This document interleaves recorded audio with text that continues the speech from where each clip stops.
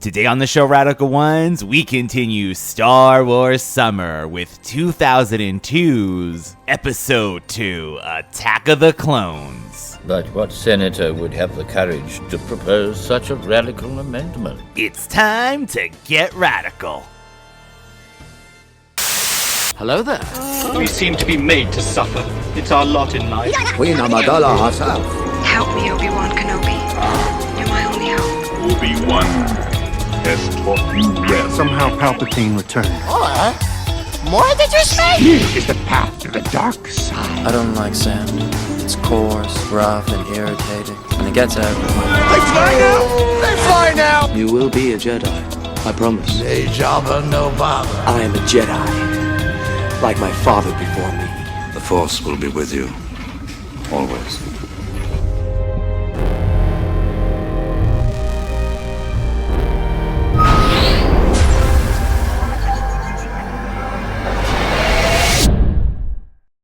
Welcome back, Radical Ones, to another episode of the Radical Retro Rewind podcast. As always, I am your host, Radical Ryan Hunter, here with everyone's favorite brother and mine, David. And today we have one of our friends, and if you're from the ThunderCats side of things, one of our longest co-hosts, recurring guests, our friend, Zack. Thank you so much, Zack, for being on Radical Retro Rewind this time. Thank you. It's weird. It's like we've been doing this for so many years, but yeah, it's my first time on just a regular Radical episode. So hello, Radical Ones and Bunglers, if you're listening. That's right. We love that our Bunglers do cross over, and a lot of our Bunglers are Star Wars fans. So Zack, not to put you on the spot, but just to tell the Radical Ones a little about yourself. Like, you are a fan of many things, pop culture-wise. Yeah, I mean, obviously I came to you all through ThunderCats, which was like a really big part of my childhood, but sci-fi and fantasy in general, I've always really gravitated towards. Star Wars as a very young kid, Star Trek, and then also I'm a big Tolkien nerd, so Lord of the Rings. Me. But yeah, Star Wars specifically, I remember, and Ryan, you're the same age, so you'll remember this too, like in the early 90s, those movies were being broadcast on cable pretty regularly. I've said this on ThunderCats before that I learned how to use a VCR very young. And so, my parents were like, oh, you need to watch these movies. Like, I don't know if this happens anymore with parents and their kids, but like, my parents made sure that I saw certain movies. Like, if they saw them coming on, they're like, oh, you're going to sit down and watch this. Like, Grease. My parents sat me down, they're like, oh, we're going to record this because you might fall asleep, but you're going to watch this because it's a classic. Quote unquote classic. I don't know if Grease counts as a classic, but I would say it's a classic. But they thought of it that way. Your parents were correct. On Radical Retro, it's a classic. And in retrospect, I was way too young. I was in like third grade. So a lot of Grease went right over my head, but the music, I loved the music. Did you love Hopelessly Devoted to You and think that was you and put yourself in that scene? When he appears in the pool, the kiddie pool. Did you spray your letters with perfume and put them in the pool? Do you remember that? How sprayed with perfume?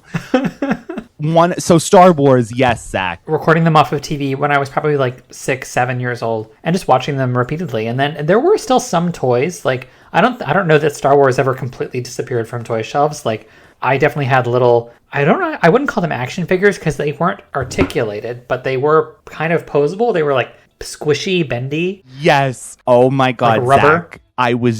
I still remember the Princess Leia in her white outfit with those hands that went out like this with these. I mean, they have Star Wars and everything, but there was, I feel like ThunderCats, to bring that in, there was like a kind of a dark time. There was like a downtime, I feel like, in between the generations. Like our generation, Zack, it was starting to come back again in a way. Yeah, I mean, so when is this dark time? The like early 90s, late 80s? I would say like right after Return of the Jedi to like probably 93, 94 maybe, I feel like. I mean, that's when I was watching them, and then that's like, I remember renting the Ewok movies from the video store, and then Yeah, so, in 1997, when the special edition came out, that was a big deal for me and my friends. I remember getting them on, my friend got them on VHS, and we watched them one summer. I think, did they come out in theaters too? They did, right? Yeah. So I remember going to see them in theaters. They were a few months apart, each one. Yes, they did break it up into months, thankfully. Like, it wasn't just all at once. Yeah, I remember that. It was like maybe 2 or 3 months in between or something like that. Yeah, instead of 3 years in between, it was like 3 months in between. And it was a big deal. It was like, oh, there's a new scene and there's like new CGI. And I remember as a kid being kind of underwhelmed by those scenes. Like I thought they kind of looked like crap. That should have been a red flag, I think, to all of us, that George Lucas was maybe a little more obsessed with like things that look cool as opposed to things that tell a good story. Like he really wanted to push the envelope on technology and on 3D animation, and he did that. But were those scenes good? Did they add anything meaningful? Not really. That like weird lounge singer thing in Return of the Jedi, that's not part of the movie. And I'm sorry, I missed the original, was it Sly Snoodles song? That original Return of the Jedi song that was cut out to do that. I think it's called the Jedi Rock song, I want to say, with that thing that screams. I just can't. The only one, Zach, I will say that kind of makes sense to set up things, I guess, is adding Jabba back into A New Hope to set up maybe that Han Solo thing. Could have did without it. Yeah. That was the time that we were in. Oh, and there were just a lot of changes just for the sake of change, just to make it new. Like, it's almost like he's, I don't know if embarrassed, but like, for next year, they're going to re-release in theaters the original trilogy. 50th anniversary. Are they doing like the original prints? Yes. I feel like I've seen reports of screenings of like the original print, none of the new 1997 stuff or changes he's made since. It's like he can't make up his mind about what these movies are, and he just always wants to change them. But they captivated people in 1977 and 1980. Like those versions were what people fell in love with, and he's like that's not enough for him. You touched upon a few things. That's one of my biggest concerns going through all of these, is that seeing all of this updated technology used and then going to the older movies, I am in my mind psychologically psyching myself up to say, like, as we get to the older movies, that it just becomes a darker, like that there's been so much war going on and so much, that in turmoil, that because it's going to be a downgrade in technology, kind of like, because everything is more actual stages. Yes. As being on a stage and a sound stage, as opposed to all this CGI stuff. So I know that he's tweaks different things within the movies, the originals, but I'm looking at it as, because it's darker and like there's this gloom, like many people have died already, things have happened. So I'm looking at it in that lens to kind of dispel, because it's you can't compare Queen Amidala herself and all this majesty and all these bright colors and stuff to Princess Leia in the garbage compactor, like thing which is gonna happen, and everything is so dark and dreary, and I mean just like cinematography wise, but also it was shot on too. This is all shot on digital as opposed to that's film, what I'm trying to say. Also... So there's that, and the other thing I wanted to add, because it keeps coming to my mind, because you're talking about like George Lucas. For me, and it's going to sound crazy, like I always talk about Stephen King always over describing scenes or things in his books. Like he'll describe like, I don't know, like an urn for like a whole chapter, feels like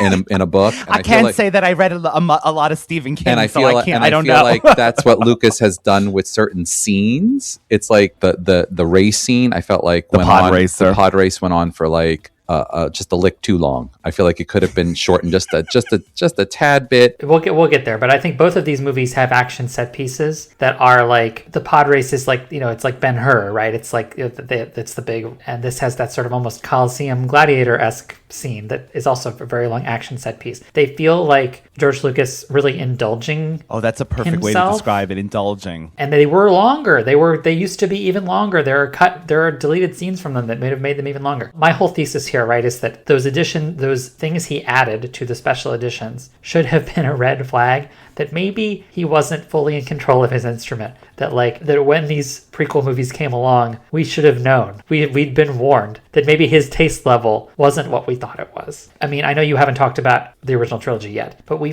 forgot that Empire Strikes Back and Return of the Jedi weren't written by him. I mean, yeah, he wrote the story, but the screenplays are not him. They're not directed by him that's either. Right. He directed all 3 of these prequels. He wrote and directed all 3 of them. And it is painfully evident that he just lost his touch with how to direct actors. We'll talk about these performances in this movie today. It's notorious. They're notoriously bad, but you can't put that at the feet of the actors. These are talented actors being poorly directed. You know what? That comes up multiple times over the years, that George is even a quiet man, that he doesn't even give direction in a way that, some of the actors don't even know if he enjoyed it or not. I've heard, things like that. And I've heard interviews with Hayden Christensen and Natalie Portman from this era talking about how so much of the movie was shot on those fully green screened stages that they had. I mean, actors now are more used to it, but it was all very new back then, and they didn't know where they were or what to react to, and you rely on your director or your assistant director in those moments to help you understand the scene. So they didn't even supply them with look at this. This is like a figure of Jar Binks. No, they have that. No, they did. Like you're standing in a blue. They have the tennis ball or whatever. You're just standing in blue. Your blue set. There are certain scenes that are better than others in this movie, and I think maybe that's why. And just really quickly, and David hasn't seen The Mandalorian yet, but a lot of the newer TV shows, I want to say, are shot, Zack, in the Dome now. I think it's called the Dome. They're shot on, it's like a 3D video stage. Like the entire stage, it's not blue screen. It's actually has the entire environment is there. Maybe, I don't know if it's final or if it's previs, but it is there so that the actors are in it, so that the light actually comes from the quote unquote environment. I think they're called XR stages. Is that the term? An XR stage? That sounds familiar. It's not even VR because you're actually in it. And and they're connected to the camera. So as the camera moves, the parallax, like the scene moves around the actors to also mimic the way the camera is moving. It's fascinating. And I think it does benefit The Mandalorian specifically. It gives actors actually something to visualize, as like we're saying, as opposed to just an open field of blue and going, oh yeah, I guess I'm seeing a field of Naboo here, and it's beautiful. And for actors as young as Hayden Christensen, it's got to be way more challenging. 100%. Ewan McGregor has more experience. His performance in this movie is actually, I think, pretty good, but he's older. So Zack mentioned something earlier. Yes, on February 19th, 2027, to celebrate the 50th anniversary, Star Wars re-release of the 1977 original is going to be back for a limited time in theaters. And they're saying that the digital remasters or whatever the effects that they did to do this is unbelievable, how it's going to look now. So picture the original one from 1977, but they're doing some kind of cleaned up, a new form of remastering that it's going to look, they said, people that have seen it, supposedly rumors that it's gorgeous. There are prints from 1977 that still exist that get screened sometimes, but they're literally 50 years old, so there's degradation that happens. So yeah, I think they're not, I don't think they're doing anything to change or revolutionize the way it looks, but they are, restoring it properly in a way that I guess he's agreed to, because for so long he just didn't want this version out there. He's going to hunt down everybody at these movie theaters. George Lucas personally, probably. Outside, he's going to be parked in a car. Oh, they're watching that 1977. So they're going to release the original untouched to movie theaters for the 50th to commemorate anniversary. The 50th, and then they're going to release the most up-to-date, digitally enhanced, amazing, super-duper versions of the movies. Is that what you're saying? It's whatever you saw in 1977, which is what fans have been asking for a long time. Forever. And it's for someone like Zack and I truly to actually experience, and God, speaking of re-releases, I've seen it this way, I've seen it that way, I've seen it, here, there, but you don't like green eggs and ham? No, to see the 1977 version is something I feel like that I would love to. And of course, I'm going to see this one again. I'm going to go see it for the 50th, but it is a difference. It is something magical in a way to experience. So I didn't realize that Star Wars is kind of responsible for turning Memorial Day weekend into a movie-going thing. Like the mid-70s, we were still figuring out patterns for summer blockbusters, and Jaws was 75. But Star Wars, I think, was the first movie to try to really fully take advantage of Memorial Day weekend, and it became a tradition. Yes. The prequels also came out on Memorial Day weekend. And we have that now again with The Mandalorian and Grogu currently in theaters. So it's nice to have a Star Wars movie back on the big screen.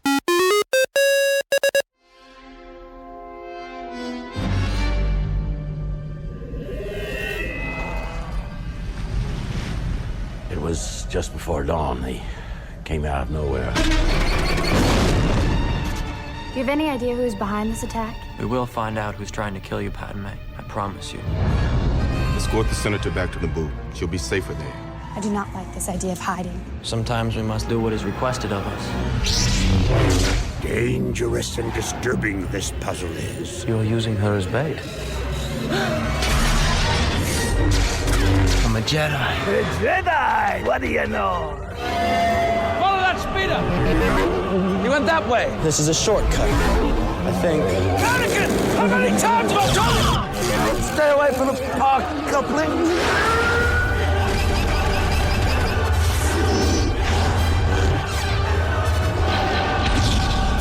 We decided to come and rescue you. Good job.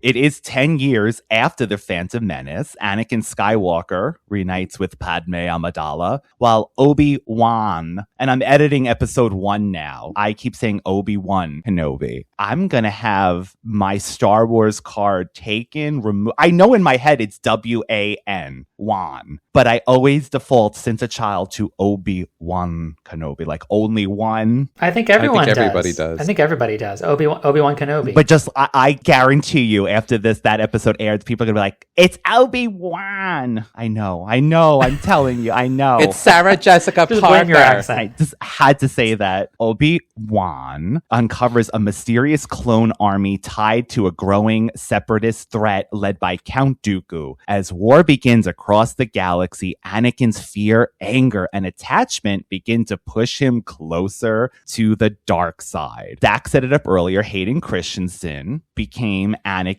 Skywalker in this movie, and he was instantly, much like Edmard Best with Jar Binks in episode 1 and Jake Lloyd as Anakin in episode 1, instant criticism, massive criticism online. But why?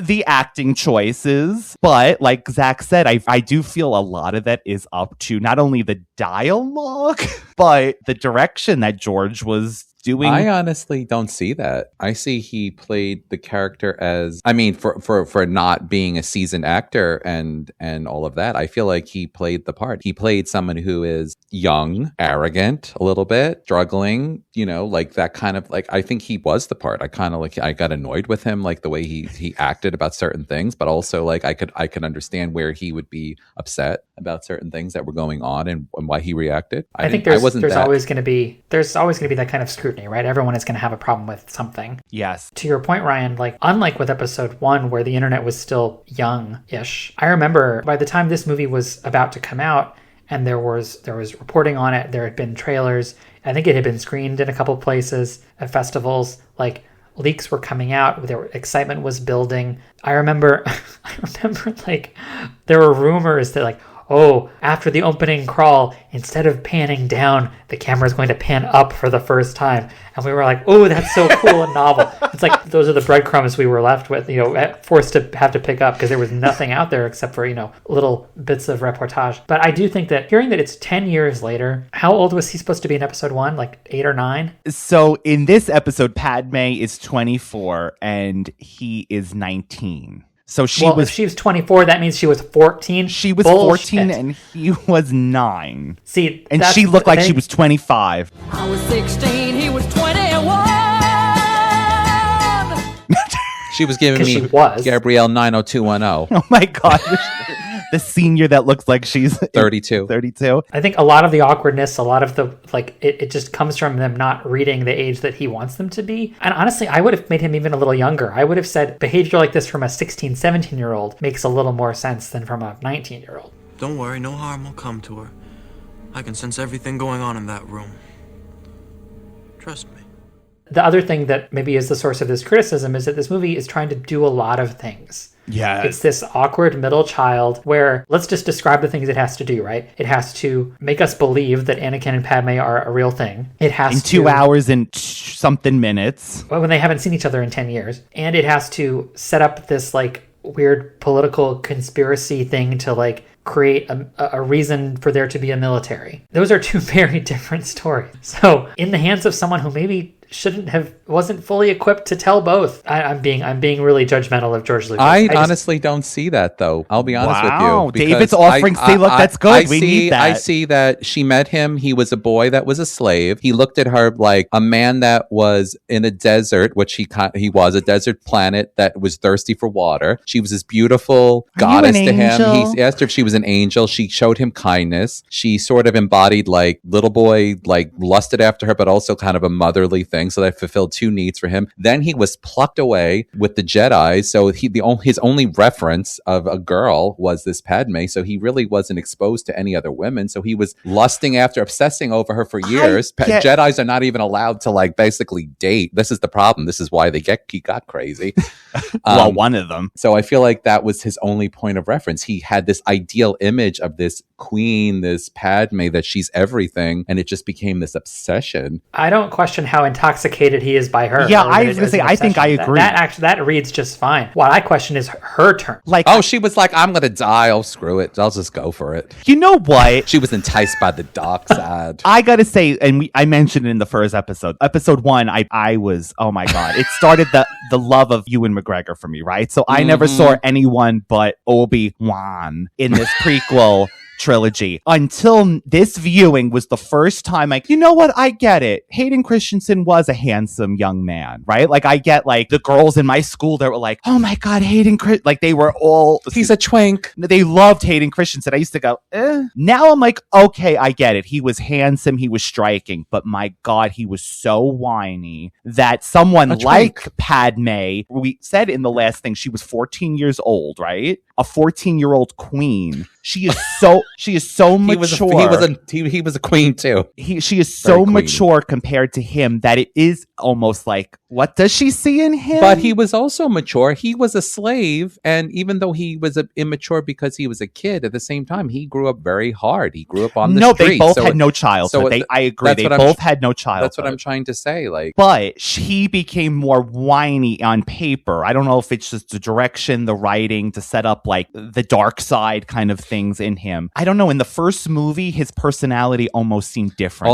I have one thing to say to you, Ryan. Don't look at me like that. It makes me uncomfortable. Oh my God, that was the line. Please don't look at me like that. Why not? It makes me feel uncomfortable. Sorry, milady. Do we want to go in order?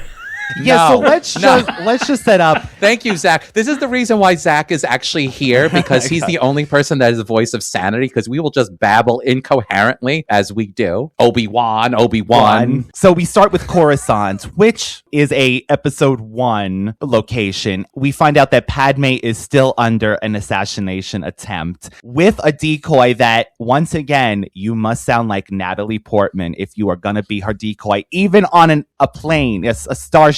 You will be Natalie Portman. I gotta say, this explosion, by the way, what is so funny? You must be Natalie.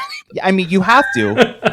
Wait a minute. I got to stop. The actress who played one of the actresses is a famous actress. I think she's the one in she's in those movies, horror movies, right? No, she's been in many movies. She was in the movie with Melissa McCarthy when she was a spy. She's been in a bunch of different movies. Why do I not know this actress's name? She looked familiar. She looked like an Italian. Do you know what I'm talking about, right? Italian New Yorker. Do you know the movie when Melissa McCarthy plays a spy? Yeah. Who was that actress? That is this actress. Am I wrong? I have no. I've seen her before.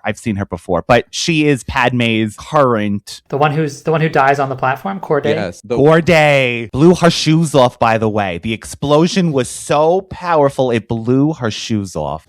Corday, lady, I'm so sorry. I failed you, Senator. No. There are two. There's the one who she's like giving a tearful goodbye when they're going back to the booth. It's the other. Oh, the one that said, "I'll be sad, my queen." Yeah, it's her. Oh, I'm talking about this one. No, the woman who looks like she is from New York and she was blown up. Her shoes flew off. No, she looks like the actress from Pose. Now we set up that Padmé is in the Senate. She served her terms as queen. Matter of fact, we found out they were going to amend the Constitution so she could. By the way, you love that it has similar Earth words for things like this. gonna amend the Constitution. I just think it's funny that they elect a queen. So whatever, they can do whatever they want. But I think it's fascinating that David found her name is Rose. What is it? Rose? I know her. She's the other Padmé. Rose Really? Byrne? Rose Byrne, yes. Yeah, I don't know what she's in. I know her face. I think she's in horror She was movies, just in isn't something she? recently. So now we're going down this path. What was she just in that was really good? Me Queen. Yeah. Look, Milady. Rose, Star Wars, Episode 2, Attack of the Clones. And who she do? Who is she? No, but what other movie? What was the movie that she does? This woman? She's in a lot of movies. Oh, she's in Platonic on Apple TV. Well, there you go. That's what I've seen her in. If you wanted to know, if you needed to know, Padmé's other doppelganger, handmaiden, she's famous. I just think it's funny that Naboo elects an all-powerful executive when the whole arc of these movies is that, Palpatine is setting himself up to be an all-powerful executive and authoritarian. That's what Naboo's whole thing is they elect a queen and have no other branches of government. And you must be underage too. That's part of the job. You have to be a child. It's very strange. And it's all that decision making entrusted to a minor. It does explain though why Palpatine is the most catty man in the world, that maybe he's in part of this. Maybe he's in charge. He's making 14-year-olds be queens because this man has a plan that literally stretches generations. But that's not but we talked about this in the last episode. That's not out of the question. Over the years and I think I even said it, years of our own tradition, our own planet, we have elected young kings and queens just in other countries. We don't elect monarchs, David. They inherit their title. Like maybe. You mean young rulers? Young rulers have been in other. But this is like you're voted in, but you're a queen. Well, that's what I'm. In history, there have been young kings and queens. Yeah, I think it's just retconning. I think he wants a senator, wanted her to be involved in whatever was going on in the Senate. So the queen is not a lifelong title. Suddenly. But I'm saying, like, in general, for Palpatine's thing to work, it was easy to have somebody to manipulate a young person that is naive. Yes. He underestimated her tremendously. Yeah, her negotiating ability. Jar Jar is now also in the Senate. I think he's part of the Nubian delegation. Later in the movie, she makes him her second because she has to go away. Terrible choice, but I think he's just like a member of the delegation. Arby! These are so smiling to see you, sir. Good to see you again, Jar Jar. Senator Padmé. Miss Apollo's here. Looky, Senator.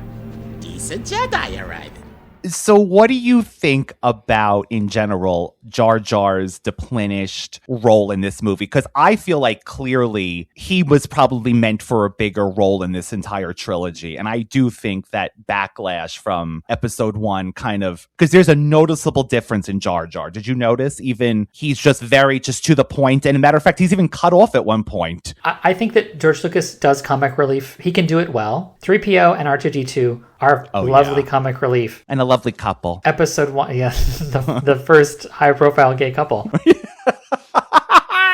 That's what my mom always told me growing up. She's like, she would list them as an example of of a gay couple in Bert and Ernie, C-3PO, R2-D2. I've just about had enough of you. Jar Jar's brand of comedy in episode 1 just never worked for me. It was always a little too childish and not, I don't know. And so I think the backlash was not backlash is the wrong word. It's not backlash. It's just criticism, I think, is warranted. And I think dialing him back here is appropriate. I would love to have him not in the movie at all, frankly. I'm taking an extended leave of absence. It will be your responsibility to take my place in the Senate. Representative Binks, I know I can count on you. Misa honored to be taking on this heavy burden. Misa accept this with more humility and... Jar Jar, I don't wish to hold you up. I'm sure you have a great deal to do. Of course, milady. I do think, though, that he was such a huge character in the first one. I'm okay with having him as in a role, at least, something. But not an advisory role. I do not understand where all the Gungans decide that Jar Jar is the one they want representing them in the Galactic Senate. Oh, my goodness. I mean, this is going completely off the rails, but in, how they have expanded universe, legends, all these different things. Evidently, he's ostracized from the Gungans again after, the third movie because they blame him for giving Palpatine power, and he becomes a street performer. And for the rest of his life, he's an outcast street performer. He's a clown. He becomes a clown. Isn't this hard? Like, I feel bad for Jar Jar. They blame him. They throw him out of Gungan City again. And they said only the children like him. Adults blame him for Palpatine's rise of power. It's not his fault. He was just doing what... They would have manipulated somebody else. But exactly. It's funny. So the movie starts with, there's this, she's coming back to the Senate to vote on this thing, right? There is debate in the Senate about whether to authorize an army of the Republic, because the Jedi, who have been the traditional peacekeepers for thousands of years, are overwhelmed. The separatist movement is resulting in lots of conflicts. They're being called out to like mediate and handle conflict or whatever, and so they're stretched thin. So there's this debate about whether to raise an army. And it takes 30 minutes for anyone to say what their position on this is. We don't know how Padmé, whether she's an advocate for or against it. We don't know how she wants to vote. We don't know why she's been away. Don't senators live on Coruscant? But then we also, like, there's this whole meeting between Palpatine and the Jedi. It's like the second scene in the movie. He says, I don't know how much longer I can hold off the vote. It's not clear what anyone's position is. Do the Jedi want this army? Do they not want this army? Does Palpatine want the army? Who wants what? It's not clear until Padmé, 30 minutes into the movie, when she's packing her suitcase, was like, I've spent years advocating against this bill, and I want to be here to see it voted down. It's like, okay, now I understand. I don't know. When people say there's pacing issues in this movie, there are pacing issues in this movie, for sure. That being one of them. Do the Jedi want this army? I think they do in hindsight, because they, like you said, they're complaining about, we can't do everything. I know that we think we're the best. That's something that David and I said in episode 1. We feel like the arrogance of the Jedi, which Yoda actually brings up in this movie. The younger Jedi are arrogant. The more and more. Something we find in... I think it's all of them. I think it's all of them too. Yeah, I think it's all of them too. I think so too. Samuel L. Jackson, I'm speaking to you. Mace Windu was a little calmer in this movie, I will say. He was giving me snakes on a plane. Get these mother effing snakes off this mother effing plane. Sam Jackson does I love him. No, I love him. I am by no means disrespecting Samuel Jackson, because I love him, absolutely adore him. But they're just so harsh, all of them. And this is the reason why I feel like they did fail, because they're so rigid, and there is a gray area. You can't just have everything your way. This isn't Burger King, baby. A Mandalorian meal available now. To go along with this, there is a bounty hunter named Sam Wessel, who is the one that's trying to off Sam Wessel. What a plain name. It's like Sam Smith. We find out that she is a changeling, and she is the one that is, trying to assassinate Senator Amidala, hired by Jango Fett, a bounty hunter. So another bounty hunter hires a bounty hunter. His track. So that's one of the things. We do get a chase through Coruscant, and we get to see more of the city. Beautiful city. Lights. Camera. Action. I don't know about you, Ryan. I remember seeing, when we saw this in theaters, that this chase scene was awesome. I liked this one. Yeah, it's a really good chase scene. It's a really good demonstration of Anakin's abilities. And he's being shaded by Obi-Wan constantly.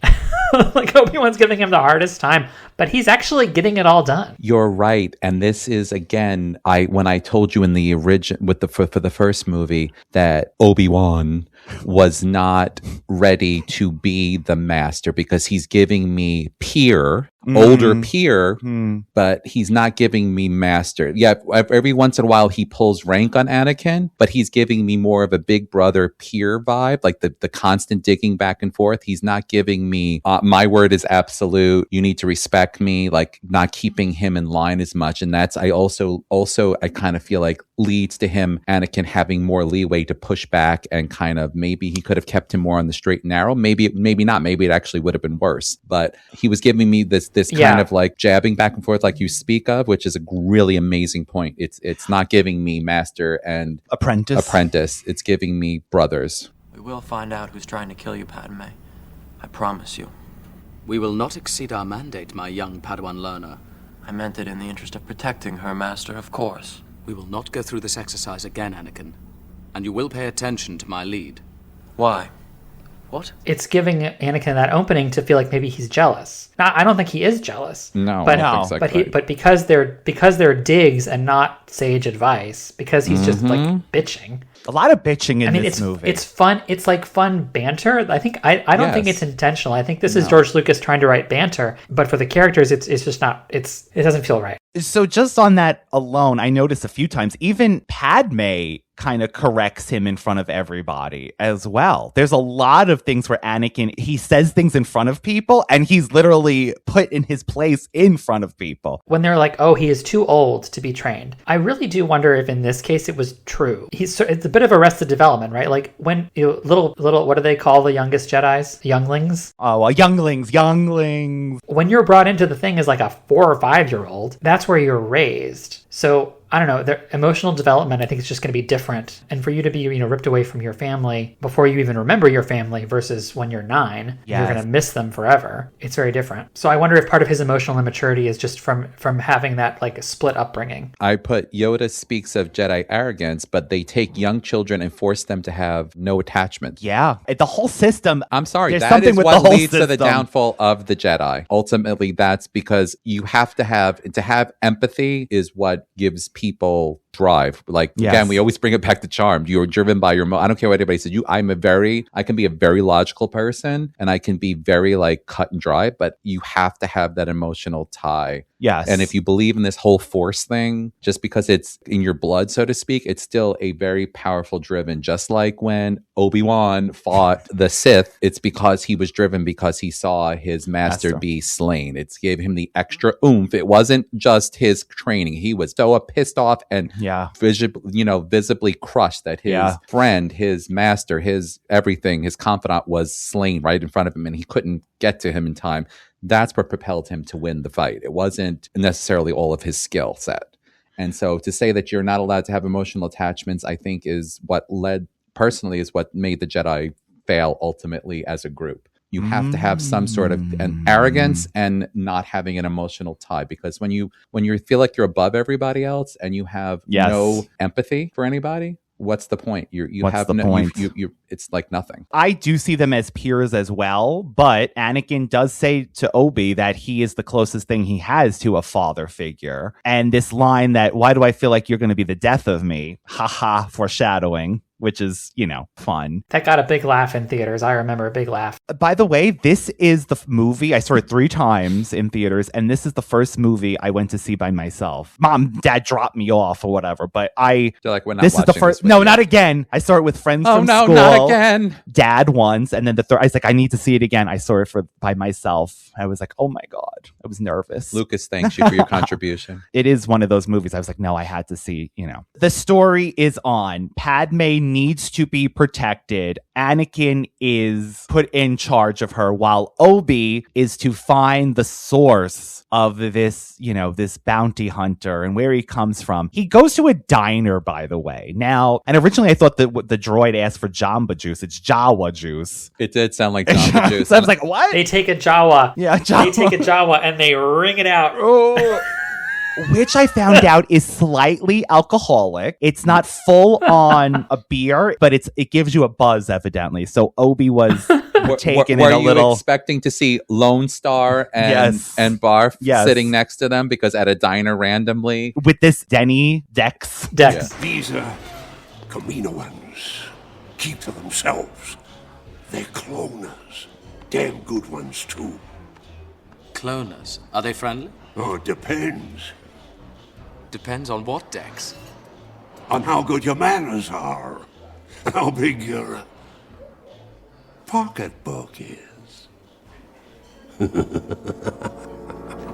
I really love this scene. This is an example of Ewan McGregor, where there's no cues around. There's no real anything there. You feel real delight in him meeting up with this old friend. It feels like a real friendship. It's cute, but it also feels real, and there's real joy in the scene. I really enjoy this scene. At the end, when he sets this up and he's like, and they're cloners. The way he says it, Dex, I found out, by the way, they met each other because when Obi was younger and a Padawan, he was on a planet or something with other younglings and they were going to be killed, and Dex ended up saving them. So that is where this friendship formed. I always wondered where the hell they met. So I finally took it upon myself to look it up. So they have a history there. He tells him about Kamino and the cloners, and where this dart, this thing that was the assassin tried to use on Padmé. No. It's the dart that Django used on Sam Wessel. Sam Smith. That's right. That turns back into the changeling thing, like that lizard looking thing. When she dies, This sets up the split in the storyline for the rest of the movie. Yes. Ewan is going to be on his own. Do we feel like he holds down this movie a lot? I actually really enjoy his half of the movie a lot. Yes. As opposed to what we get on the other end. Speak your truth. Well, as this is the problem. It's a big story to tell, and we can talk about it now. Like, the other side of the story needs to set up Anakin and Padmé's relationship, starting from a place of like weird, awkward. Oh, you're just that little boy I met on Tatooine. Why does she say that, by the way? Because it needs to start somewhere. It needs to start somewhere neutral so that it can grow to something big. But there are deleted scenes from their half of the story that I think do a much better job, much more believable job of establishing a budding romance. The scenes we get aren't that at all. It's like them eating on the ship. A lot of eating with them. When they get to Naboo, they're just like, there's the scene where he gets angry and she dresses him down appropriately, I think, where they're talking to like all the leaders of Naboo. She gives him that face like, you better don't test me. Shut your mouth. Like, what are you doing? You don't know what you're talking about. He's not a Jedi master. I was like, oh, that part. He's just one of my handmaids. I'm going to dress him up. He looks just enough like me. Anakin isn't a master yet. I was like, oh, that I kind of felt like, less like we mentioned before, everyone putting this man down. What is your suggestion, Master Jedi? Oh, Anakin's not a Jedi yet. He's still a Padawan learner. But I was thinking... Hold on a minute. Excuse me. I was thinking I would stay in the Lake Country. Are you talking about the deleted scene, one of them, Zack, where we meet Padmé's family, actually? Yes, so what they decide to do for her safety... Again, I'm just going to say this because it's a bee in my bonnet. We still don't know who's trying to kill her and why, but we should fairly assume it's because of how she was going to vote, right? She's coming back to vote on this very important piece of legislation. They're trying to kill her. That feels important. Turns out it's not that at all. But she's in danger. We need to get her to a safe place. So yeah, they agree to like go to the Lake Country in Naboo, where her family is from, where she grew up. And yeah, there are deleted scenes where we meet her sisters, we meet her parents. Anakin has a talk with her father, and this is, I think, a big part of it. These are scenes shot on location with other humans, people, and so they feel more real. When Padme and Anakin are alone on like sitting at a table surrounded by blue or green or like with nothing else in the scene, and the dialogue is super wooden and isn't giving them anything to work with, it doesn't result in anything that feels the least bit romantic. But then put them in a scene with other people, and suddenly it comes alive. And so I'm glad you shared those scenes with me, Ryan, because I looked them up later to watch them fully. I mean, they're not great. They're just boring table scenes.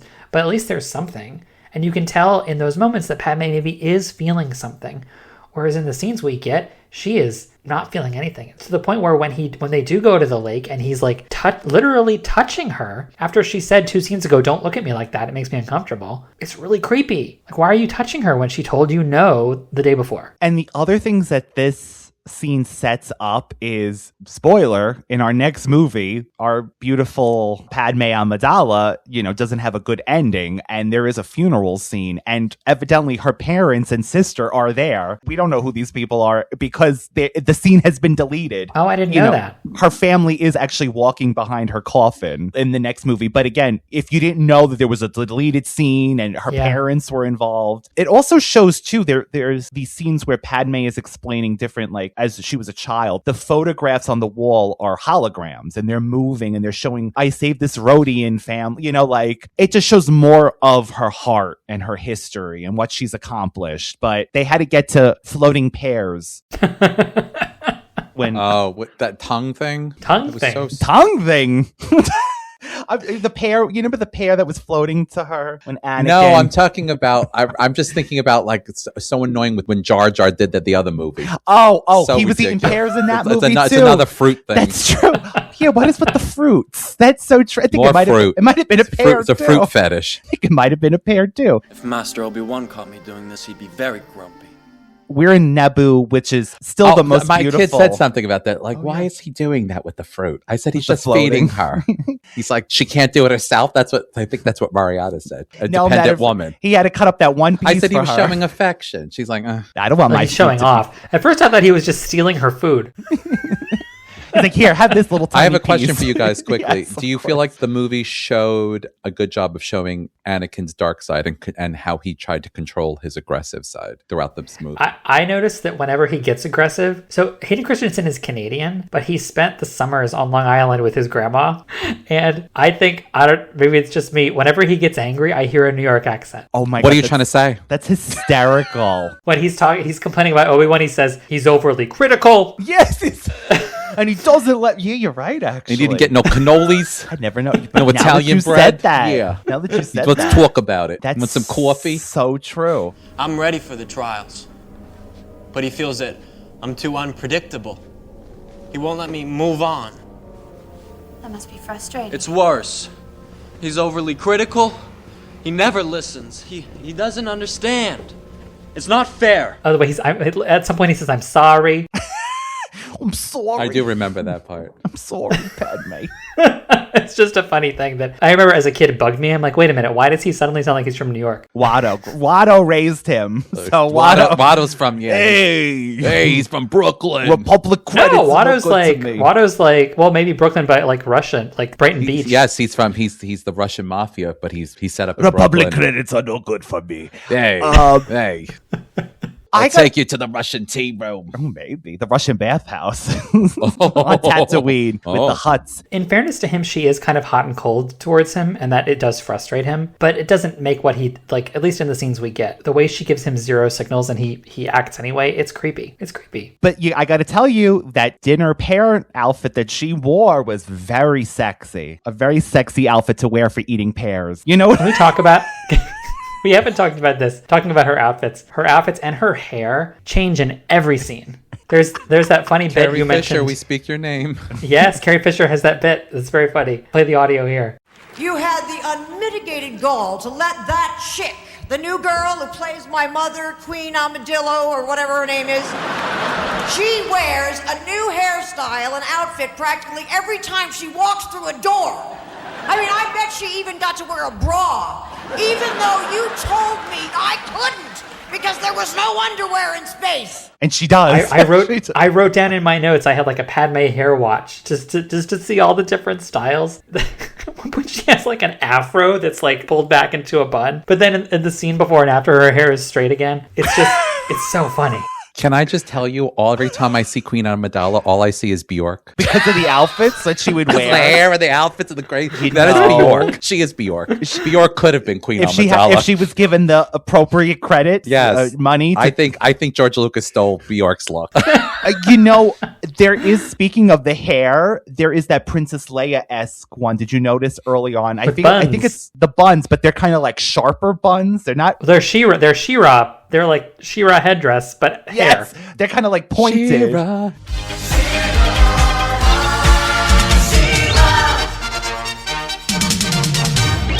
I don't know where we are in the movie because I never know where I am. Because I destroyed this somewhere. There is a part obviously that someone tries to kill. This is obviously there's a ship that blows up. A handmaiden dies in Queen Amidala or Senator Amidala. At the very beginning, that's scene one. Very beginning. The shoes were blown off. Then there is a part where Senator Amidala is being taken in a like refugee transport so that she can escape the planet. Can I just tell you, why did she have to walk out in an elaborate headdress at first? Yeah, that thing.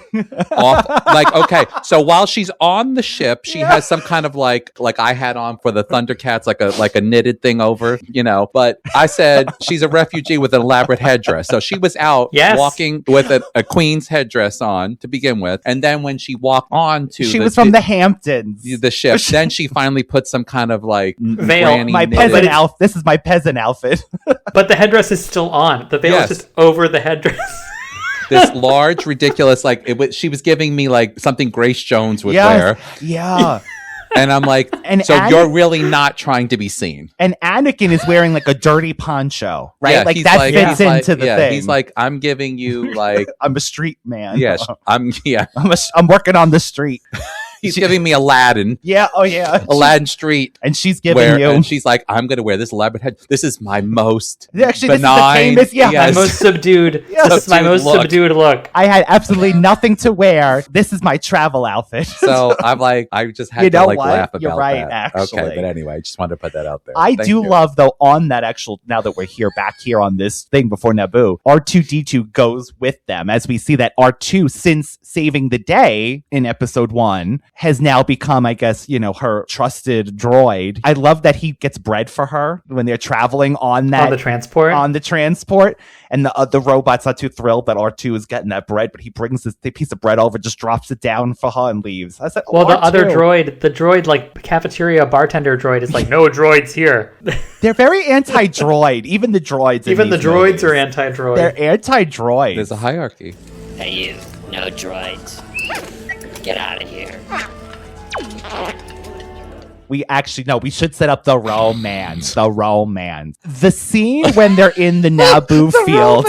Yeah, I was going to the Stockholm Syndrome. I was going to skip. Yeah, I was skipping. I was going to skip to Tatooine, but no, romance. That field scene where Anakin rides that tick creature looked so bad in 2002, and it still looks horrible in 2026. Can I tell you? It doesn't help that they're really. It looks like Edward and Bella in the field scene. Yes. It was an engorged tick-like deer creature, and it looks horrible. The CGI looks horrible. It still looks horrible. I don't know about you and Zack, because you watched it on Disney Plus, which might have had the most up-to-date version of the CGI even. But I do not like that scene. I would die every day waiting. Well, we find out that he has thought of her every day for 10 years. That's something. But again, if you're a little boy, I can see a little boy of 10 thinking of this idealistic version of this woman for every day for 10 years. Padmé, on the other hand, I really thought she looked at him as that little boy, like she said earlier on. Like, I guess until the order of the scenes, right, is that he kisses her against her, well, not against, I don't know if against her will or not, but she gives no signals. He kisses her and she says, no, we can't. And so then, but then the next day is this scene in the field, where I think that's actually where they feel the most natural together. And my theory is that it's because they're on location. It's because they're actually out in a beautiful field with a picnic. It actually feels, that's the one scene between them that I think feels pears real. There. No, did he bring the pears? Did he bring the pears again? You're making fun of me. No, I'd be much too frightened to tease a senator.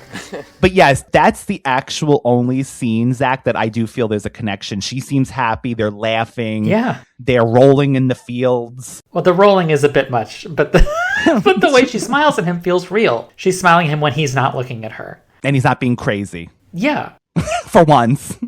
She's like, George actually told us what what to do in this fun scene. at each other. George gave me direction. George told us what to do in this scene. He said, act alive like you love him. He's like, pretend you really like each other in this one. I got to tell you, is this the best part to put it in? I don't care how good looking the man is. There are so many things that are calling out to me that I would be like, oh no. He's got anger issues, number one. Mommy and daddy issues. He's got a lot of issues. That way he's like, Obi-Wan's jealous of me, this, that. He's angry all the time. And he expresses how obsessed he is with her. He says, you were in my very soul tormenting me.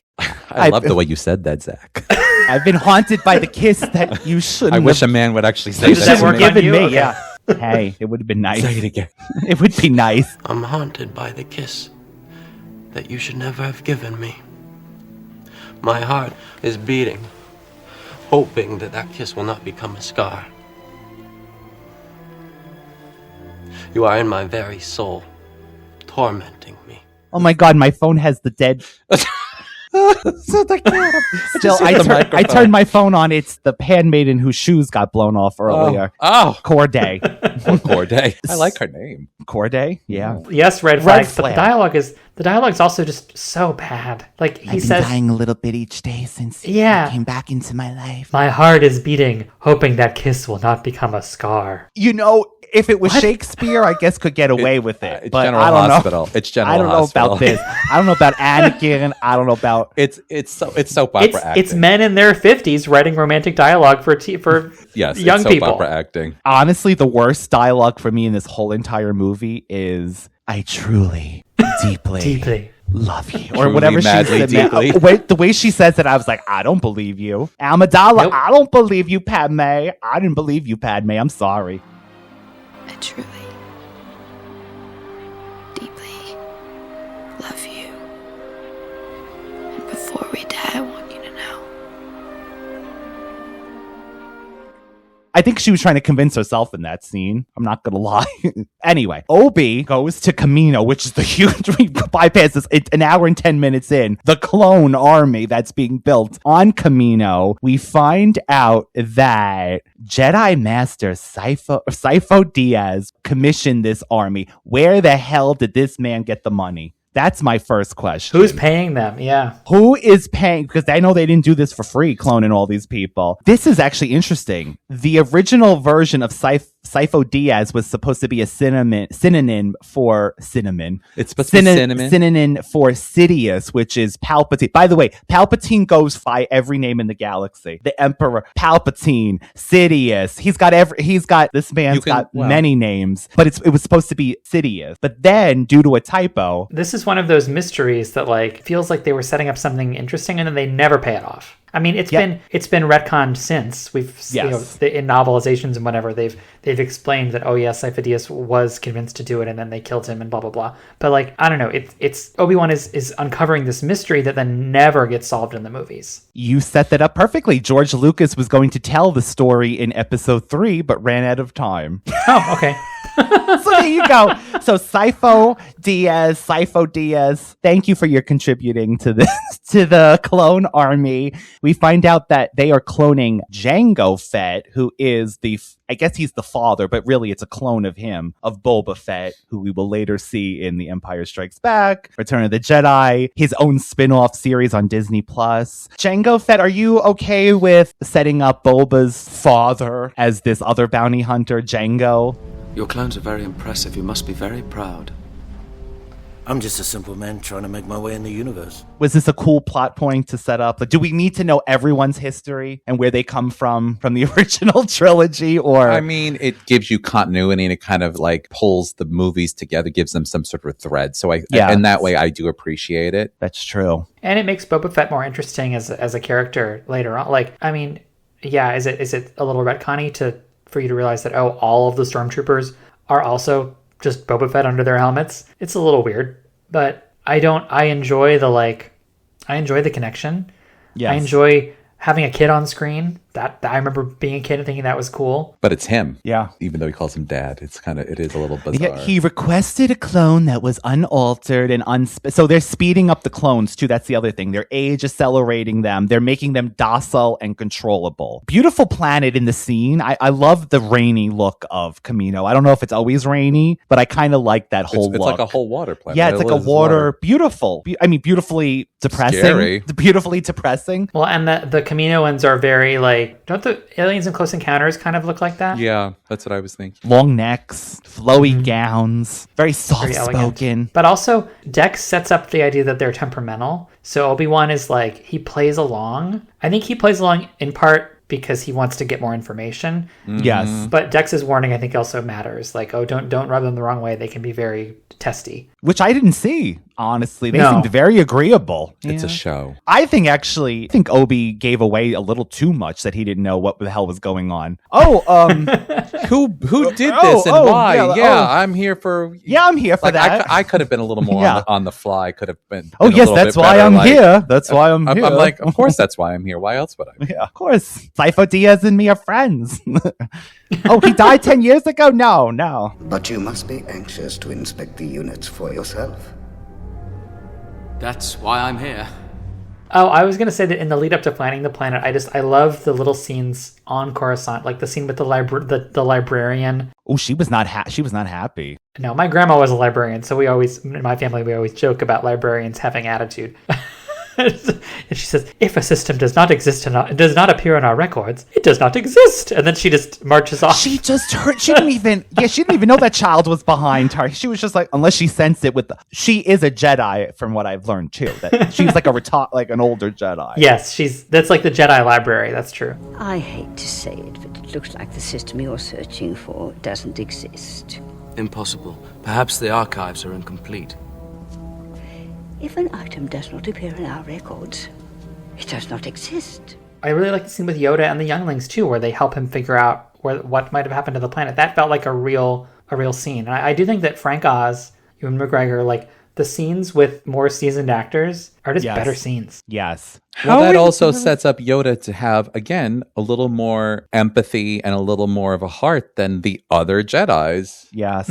Like him teaching the children even when later on in the movies, when he's with Luke, how he gives him a little jab and taunts him and plays with him and laughs about things. He's like, he's... Don't give me Miss Piggy.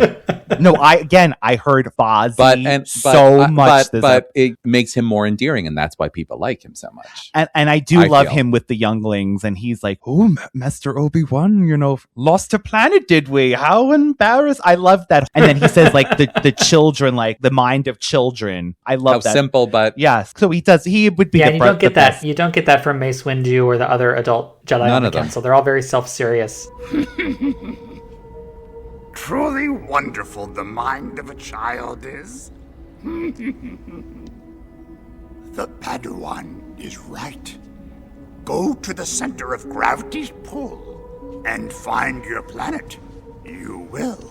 As a matter of fact, I don't know why I forgot his name, but that one with the goatee, I've always had it out for him with the thin head. You know what I'm talking about. I mentioned him in episode 1. Mm-hmm. He's always got something up his butt. He has 2 brains. That's why his head is so big. Oh, is that? What the hell is that? I used to know his name too. I used to know all his Jedi's name. I also found out that Yaddle, the female Yoda, I know plenty of people that think with 2 heads. The female Yoda that was in the console in the episode 1? Evidently, she died in between episode 1 and 2. That's why she's not in the Jedi temple. Did she die during the battle? No, she died right before the said Attack of the Clones started. I forgot who killed her. But Yaddle, we speak your name. The female Yoda. His name is Ki-Adi-Mundi. That bastard. That bastard. He's always been stuck up to me. I don't like him and his 2 brains. So, yes, we find out that the planet was deleted from the archives, which I'm assuming they said possibly Count Dooku did this before he left the Jedis in research. So he's on his way. Obi's on his next mission. He tells Yoda and Mace that this army's being built. And I do love that Yoda said, blind are we if we didn't notice that they were building this whole entire clone army. Blind we are if creation of this clone army we could not see. And that's exactly what I felt. There's this whole thing that they just don't say until like halfway through the movie, that the Force, they're not like able to use the Force like they should. Do you know the scene I'm talking about between Yoda and Mace Windu? And it's like, whoa, what? That's important information that you should have shared at the beginning of the movie. Earlier? Yeah, I mean, I guess Yoda has that one line that's like, where Palpatine is like goading him, and he says, the dark side clouds everything. The dark side clouds everything. Impossible to see. The future is.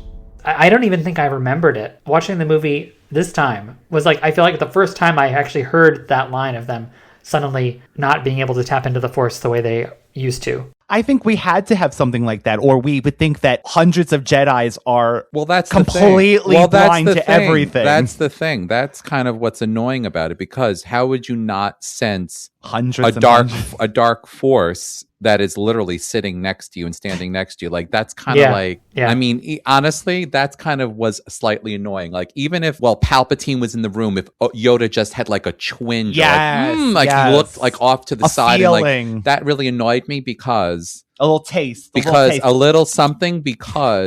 even if your vision was being blocked, honestly, again, I'm not putting myself on a pedestal, but I've always had like a sense about things. I can go into a room and I can feel certain things. And I've always had like my intuition, if you want to call it that, has kept me out of danger in many situations. Ryan can tell you, or even my husband can tell you, I'm like, don't go over there, or don't talk to that person, or don't say this to the person. Things have come true. Your own natural intuition, not the Force, has kept me safe in many instances. How do you not have that with such a, I mean, this thing is like Palpatine is so uber powerful. And he plays or feel like there's a barrier where you can't read somebody at all. Like, forget about dark. Maybe he's got like a barrier. Like, I can't read the person at all. There should have been something, and that really annoyed. Even if you don't tap into like your normal instincts, that annoyed. Palpatine comes off like the fact that no one. He's a snake. I know no one's clearly thought this. Obviously, he kind of, even like the actor when he's looking, he looks like he's giving me like, I'm playing you. He's giving me too like, oh me? You want me to be the Chancellor now? Oh no. Oh yeah, please. Come on, dude. I can see it a mile away. Obi-Wan is mistrustful of him because like he sees how he operates as a politician. I think that his weaseliness as a politician maybe is what makes them write it off. But you're right. At the end of the movie, it becomes like Dooku tells them like, oh, there is a Dark Lord of the Sith. Yes. Like, I forget what word he uses, but like basically in charge of the Senate. It's like, no. Well, who could that be? Who could that be? Must be Amidala. Maybe it's Jar Jar. It must be Jar Jar. Jar Jar. It's that dumb act. He's playing that dumb act. That is so damn true. Do you believe what Count Dooku said about Sidious controlling the Senate? It doesn't feel right. Join the dark side. Dooku has. Lies, deceit, creating mistrust are his ways now. And like they do mistrust him. Yes. But they mistrust him because he's a politician, like everybody else mistrusts. Yeah, they even said Padmé, right? Mace, was it Mace or Obi says you can't trust any politician early on. So she's like, not even me? How dare you? And I dressed down today for my travels. I put my traveling look on, my traveling gown. And I came to rescue you. I'm in hair number 5. That's why. With my stalker. Did you? Okay, I mean, we know that this doesn't happen, but did anyone ever think there was going to be like a love triangle set up where Obi? Because I wanted it. So. You wanted Ewan McGregor in bed with somebody. I never wanted that kind of stupid cliche. And for a little while, I thought that maybe Lucas was going to do that with the whole Obi is he's jealous of me, and then like the way that she goes to save him, even though I think it's just because she's that kind of person. I could see him going, well, maybe this will push him to the dark side too. There is one scene where Anakin is like, wait, Obi-Wan was here earlier with you? I picked up on that a little bit there, but then it never goes anywhere. I think he's just paranoid about he's just paranoid about Obi-Wan generally. He knows how good looking he is. Excuse me. Oh, so reel your force back in, put the lightsaber away. Anakin and Padmé are supposed to stay on Naboo. We find out that Obi, you're missing something. After he goes on a chase to Geonosis. You're missing a whole thing. Anakin's mother is dead. No, well, that doesn't... No, we're getting there. Oh. Says he follows Jango and Boba. They think he has been killed in a, strike. R4? Is there R4? Is the red... R4, yes. R4 and Obi land on Geonosis. So first they have this, chase scene in the rings of Geonosis. Like all the asteroid, there's like an asteroid belt / ring around Geonosis, and it's a really fun sort of space chase scene. I remember in theaters there's this sound effect that they do. Yes. When Jango launches these, they're like an explosive.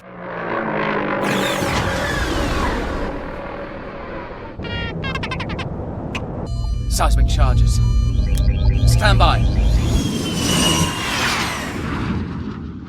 It's not a thermal detonator. It's but it's just really good sound design. And I remember in the every time in the theater, it goes fully silent for a moment before it explodes. Yes. It goes silent. You see the explosion happen, and then you hear it a second later. And every time in the theater, I saw the movie like you. I saw it 3 or 4 times in the theater. Every time I thought, oh, something's wrong with the sound.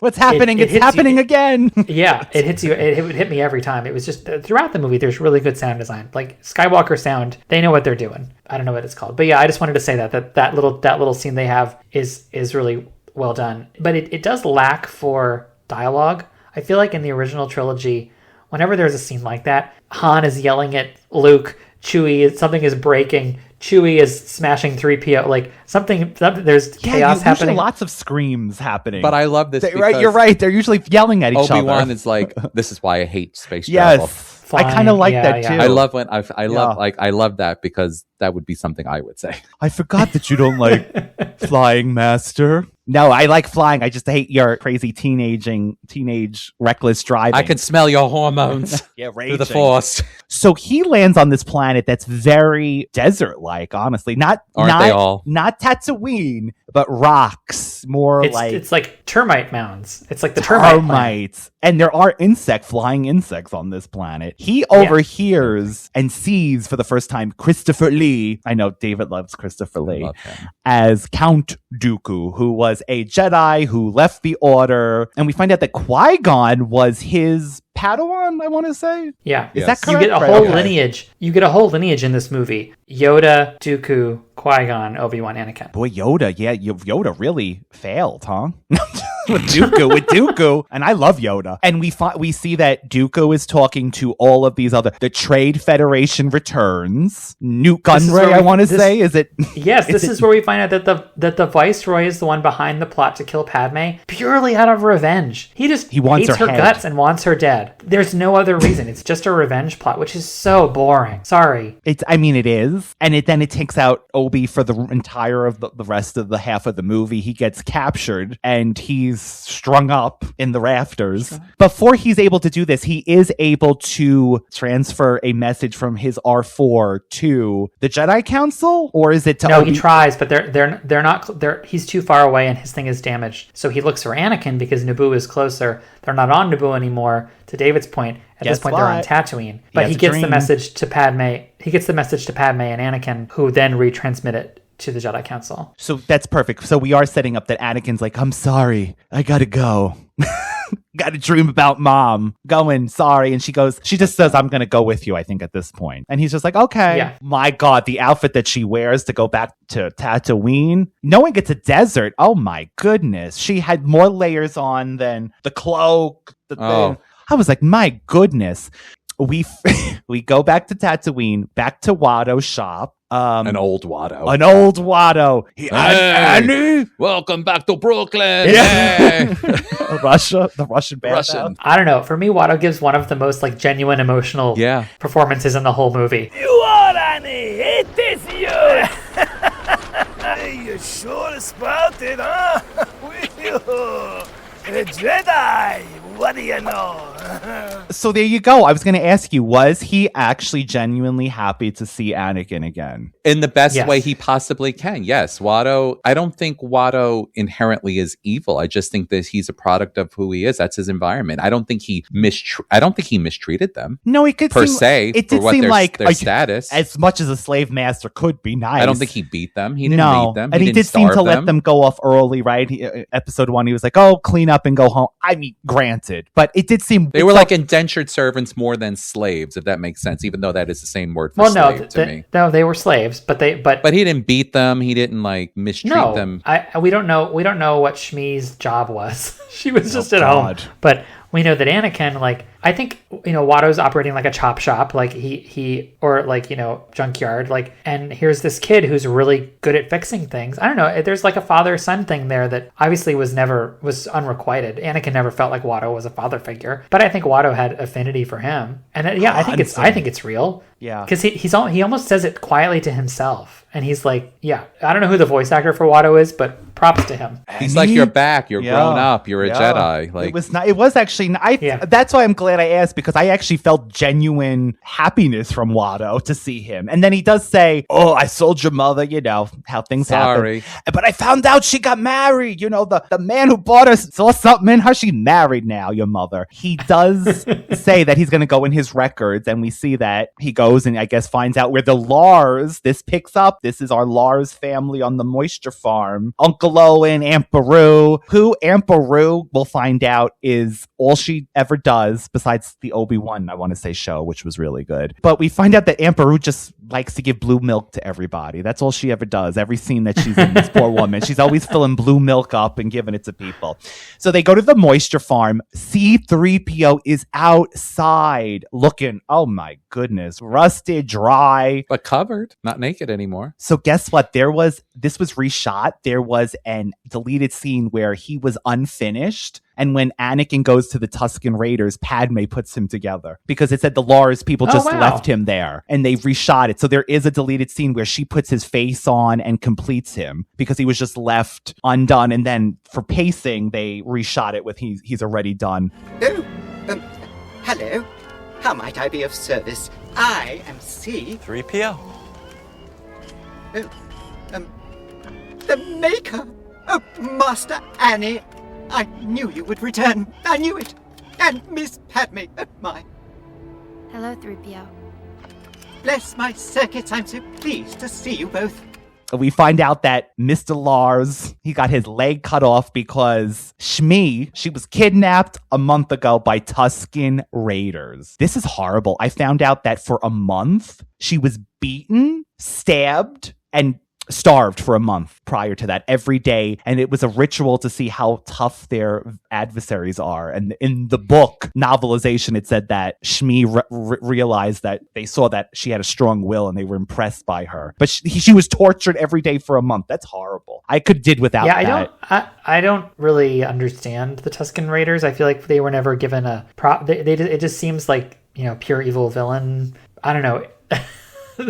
Like, to me, it smells like colonialist propaganda. Like, these are the natives of Tatooine who are starved for resources, and they're just doing their best to, I don't know. Clearly, they're not good people. But that's a good question, Zach, because we see that they have they have pets. There's children versions of them. But that doesn't mean you're nice people. No, but what are what is their What's thing? their deal? They've been on Tatooine evidently forever because we've seen them every movie. Harsh environments lead to harsh people. He calls them animals, Anakin, but my God. Because look what they do to other people. But again, it's giving savages. But this is a huge part. A matter of fact, so Lars says, your mother's dead, boy. I would be out there, but my leg got removed. I'd be out there searching for her, but after a month, she's going to be dead. Do we feel that there's a reason why he got this message so late? Is this the universe setting up these things? No, he's been having dreams for quite a while. He's been having dreams for a while. So it's just now that he had the opportunity to... And again, this is the problem I have with the Jedis, because if Jedis truly have these premonitions, if he would have went immediately and been allowed to have leave, he probably could have rescued his mother. And if the Jedis would have followed him, they could have rescued his mother before she was beaten and killed and all this other stuff. Oh. But again, where you have no empathy and all that jazz, then that's the problem. And here lies the problem that I have with the Jedis. And maybe they were destined to fail because of that. To me, that's why. Honestly, if I knew that someone I cared about, mother, cousin, best friend, was being tortured, and I knew for sure that from the first dream, if my premonition dreams were something that was tangible, like knowing through the Force that was something that was a real thing, then nobody would have stopped me. I would have said, I learned enough, peace out, then take my status as a Jedi. If they're raised to not have attachments, then they don't even know where to start with something like that. Like, the fact that he's having dreams like this is weird. Obi-Wan is like, I don't know, it's just a dream, it'll pass. Yeah. I guess what I'm trying to say is because they've all of them been raised with no attachments, they don't view it as something worth investigating, maybe. Right. Like, Obi-Wan writes it off. Yoda might also have written it off. He says, because Obi-Wan asks him about it. Anakin asks him about it, in episode 3, because he also has premonitions about Padme dying. And Yoda is like, is this dream about someone close to you? And he says, yes. And he says, be careful. They're like, don't form attachments. Attachments lead to jealousy, which lead to the dark side. Everything leads to the dark side. Don't do that. So they're like, you're right, David. They're completely blind to this and are the opposite of helpful to him. They're the ones who led him to the dark side. I think a lot of things. No, I don't think that's true. I think there's a lot of things. Their lack of empathy, their criticisms, and I just think that totally led him to the dark side. Because, just from the very beginning, Qui-Gon saying that he was going to train him, saying that he was the chosen one in his mind. Obi-Wan feeling obligated to train him because of his master's obligation. And I don't know, I just feel like all of it kind of brought him down that path. That was set up. Palpatine purposely made sure that Anakin was Amidala's protector, and then he filled in his head, you're going to be the most powerful. You're the powerful. Yeah, one. He manipulated that whole situation. That man. So I don't think it's entirely fair to say that the way the other Jedi treated Anakin is what led him to the dark side. I do think he was heavily manipulated for years and years by Palpatine. I don't understand a lot of Palpatine's plans, particularly in this episode around Anakin. Like, how did he know that suggesting Obi-Wan be a bodyguard for Padmé would lead to Anakin going with her alone? It just, I don't know. I think there's a lot of things that had to have happened to have this happen, to have that happen. I think at least in my mind, in my world, Palpatine is so far more advanced in his knowledge of the dark side of the Force, that where Yoda and the rest of them, because they can't tap into everything, he has more cognition and more abilities to see what the future is going to hold. That's why he knows that Anakin is going to be what he's going to be. That's why he's grooming him. So I think that he knew grooming is actually he knows how to manipulate the situation. He has that cognition to know what's going to happen. So I think that's why he knows how to play the cards. He just knows where to place everything. That's what I feel like. Yeah. I'm sorry. I blame the Jedis for so many things. I think they're to blame, but I see this is in Anakin. I could see it. I could just see how he is. There is an anger in him. There is an anger. But don't you think if his mother was saved, if the Jedis would have rallied behind him and saved his mother, he wouldn't have had that hatred and anger. He wouldn't have had that loss. If Obi-Wan did not treat him as a buddy as opposed to master and apprentice, that would have changed the dynamic. There was a lot of things, that little nuances that could have edged him along and changed their lack of empathy for people. Ultimately, I'm looking from a totally different perspective. Yeah. No, you're not. You're not wrong. Like, I think him being quote unquote too old is right. They don't know how to deal with someone who is at this stage in normal emotional development. They're used to stunting children at age 4. And then maybe at the same time, we could have avoided all this if Yoda would have pulled rank and said, absolutely not. You are not. And when Qui-Gon died, he could have told Obi, you're not. So you have a choice. We are your superiors. You're not training this kid at all. If you want to, it will help him. If you feel responsible for him because you took him from his mother, we'll help him get a job. We'll help him get some sort of like life training or whatever, because you took him from his planet. And we'll have him serve the other he's 10 Jedis. years old. He's 10 years old. If you want him, we'll help him to have some sort of a life because you plucked him away, but we're not training him, and that's it. And I'm pulling rank because I'm freaking Yoda. I think it was the prophecy, though, of the chosen I think one. they're intrigued / worried enough about the prophecy that it was worth doing something about and not just hiding him away forever. I agree. I think they thought he definitely was something. I didn't think they saw that it was going to be all this. Because they can't tap into No, the they couldn't. Force. That's the only thing. Thank God Lucas actually added that in, because it really makes these Jedi seem clueless. Really, beyond clueless. Yes. Anakin returns, and this is the scene when I go, oh my Padmé. He admits, he says it, and I will say he says it with disgust. We skipped that he did it. We skipped that he yeah. So he finds his mother. Thank goodness, I guess in one way, that she lasted. Oh my God, closure at least. And she had to throw in, "Oh, you're so handsome." Padmé's just going to eat you up. And horrible, heartbreaking scene. But I am glad that, he does have that moment that she's alive, that she, whatever it is, the timing. Yes, Anakin goes berserk and he kills women, children. I'm assuming even the dogs. I even killed the dogs, the cats. Probably. I even saw that it had a pet lizard. It died. I honestly, it probably did. I think he did. The Duel of Fates, which is the song that plays during... I even turned over. They had a goldfish. I even dumped the water out. I set the place on fire.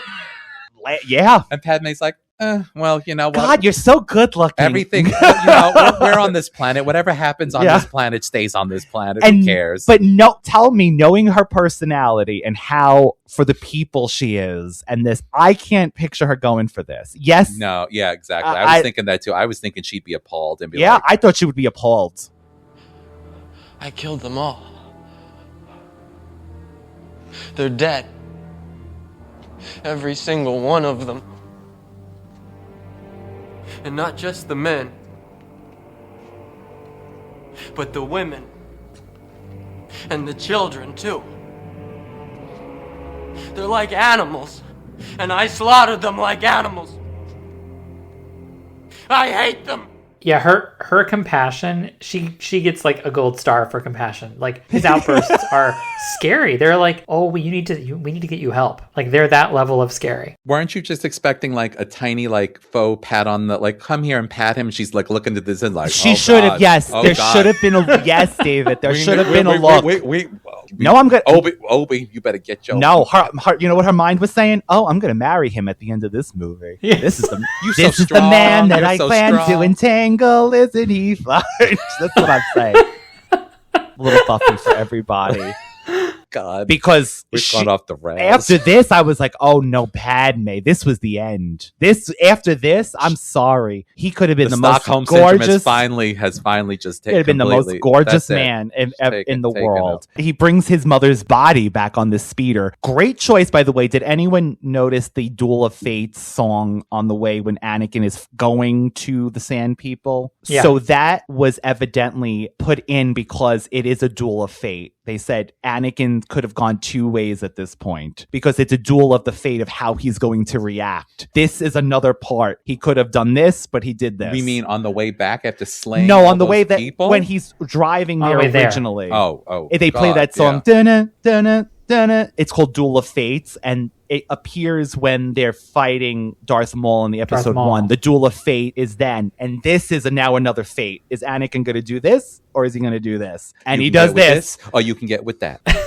and he brings back his mother's body on the Lars moisture farm. We'll see you again. She's buried. And R2, by the way, this sets up R2 delivering messages. To your point about music, and then it could go two ways. When he does get back and he tells off that to Padmé, we hear for the first time, da, da, da, da, da, da, da, and the shadow, right? For the first shadow. Time. And we see his shadow. I think that's before he leaves. Is the shadow before he leaves? Yes. The shadow, I think, is before he leaves. There's a shadow of Anakin and his ponytail is pulled back such that it looks like a helmet. It looks like a Darth Vader. And he's looking over her like this with this, which I think is one of the best shots in this movie to set up something like a future thing. So R2 does receive this transmission from Obi, and they're like, oh, why the hell are you off this ship, R2?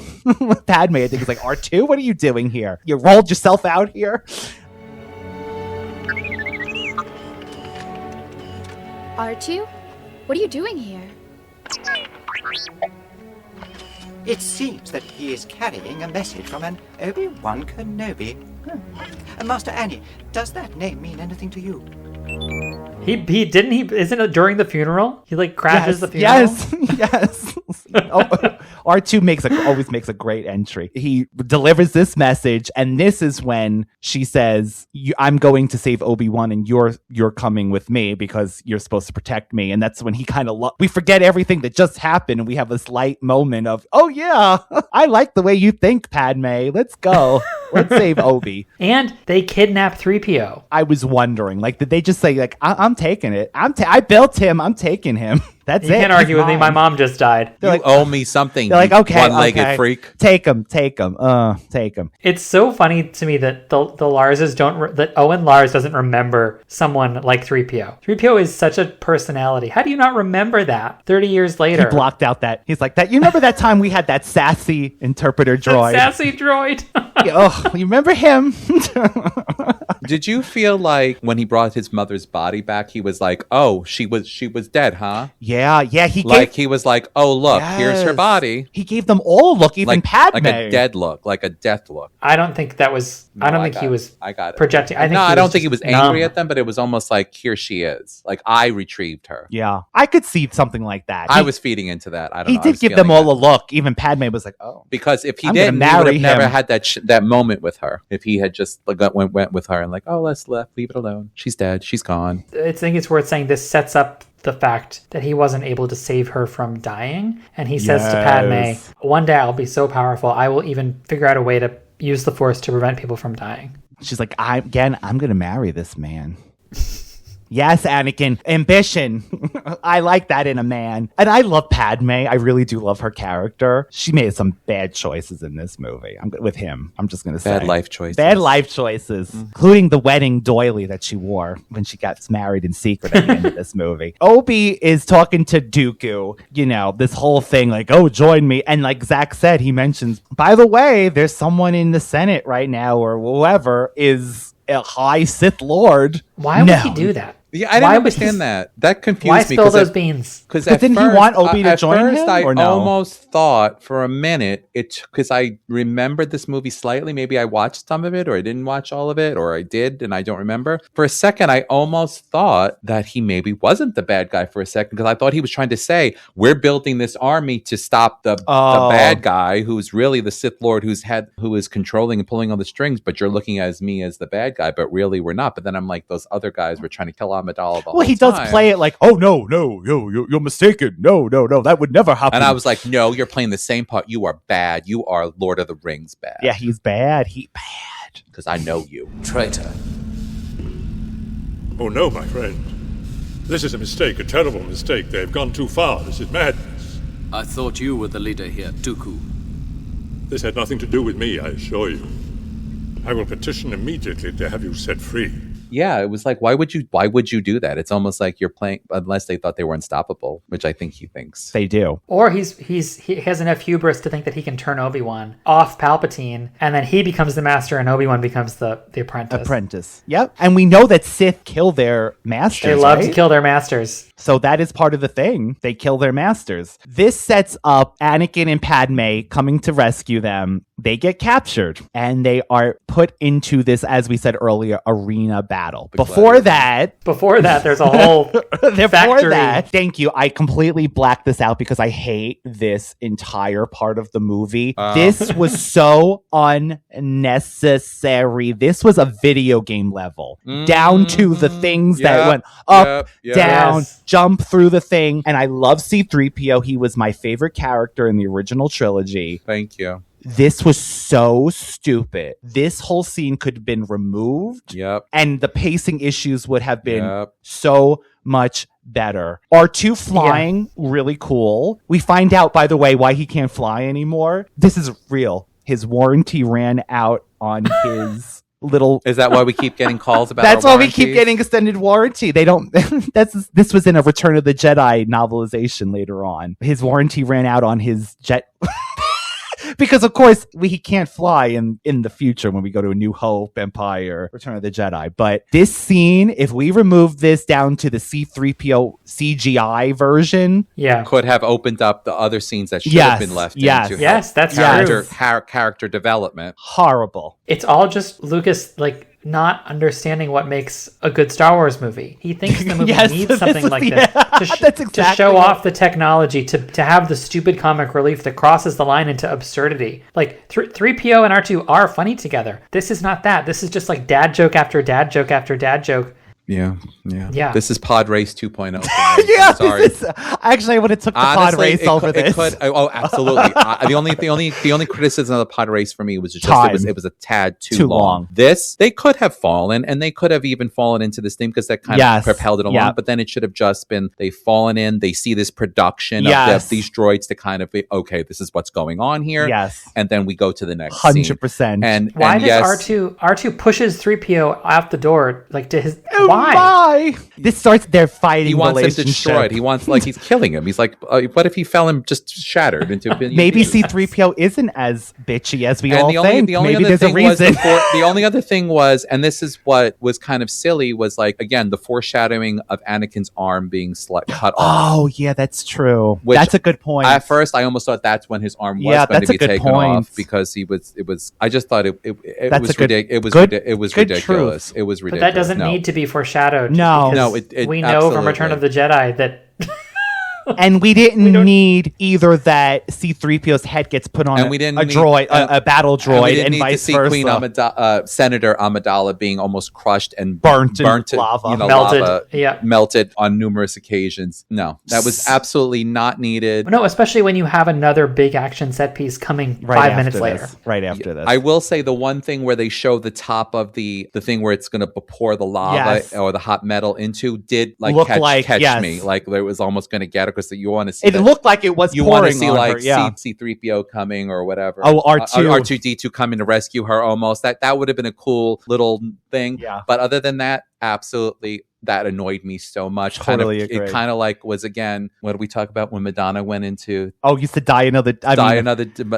James Bond movie when it just the whole scene stopped. It was not needed. It was absolutely the whole movie stopped because Madonna entered the movie. It was not needed. That's what they said. That's what they said when she entered the movie. I did not say. It might as well be true. We set up this arena battle, and this is when we have we're dying, so let's confess our love. And I've been trying I've really been trying not to feel this way, but you did it for me when you killed those people, those Tusken Raiders. Really. That's what I've been always wanting to do. I love you, Mickey. I love you, Mallory. I truly, deeply, emotionally.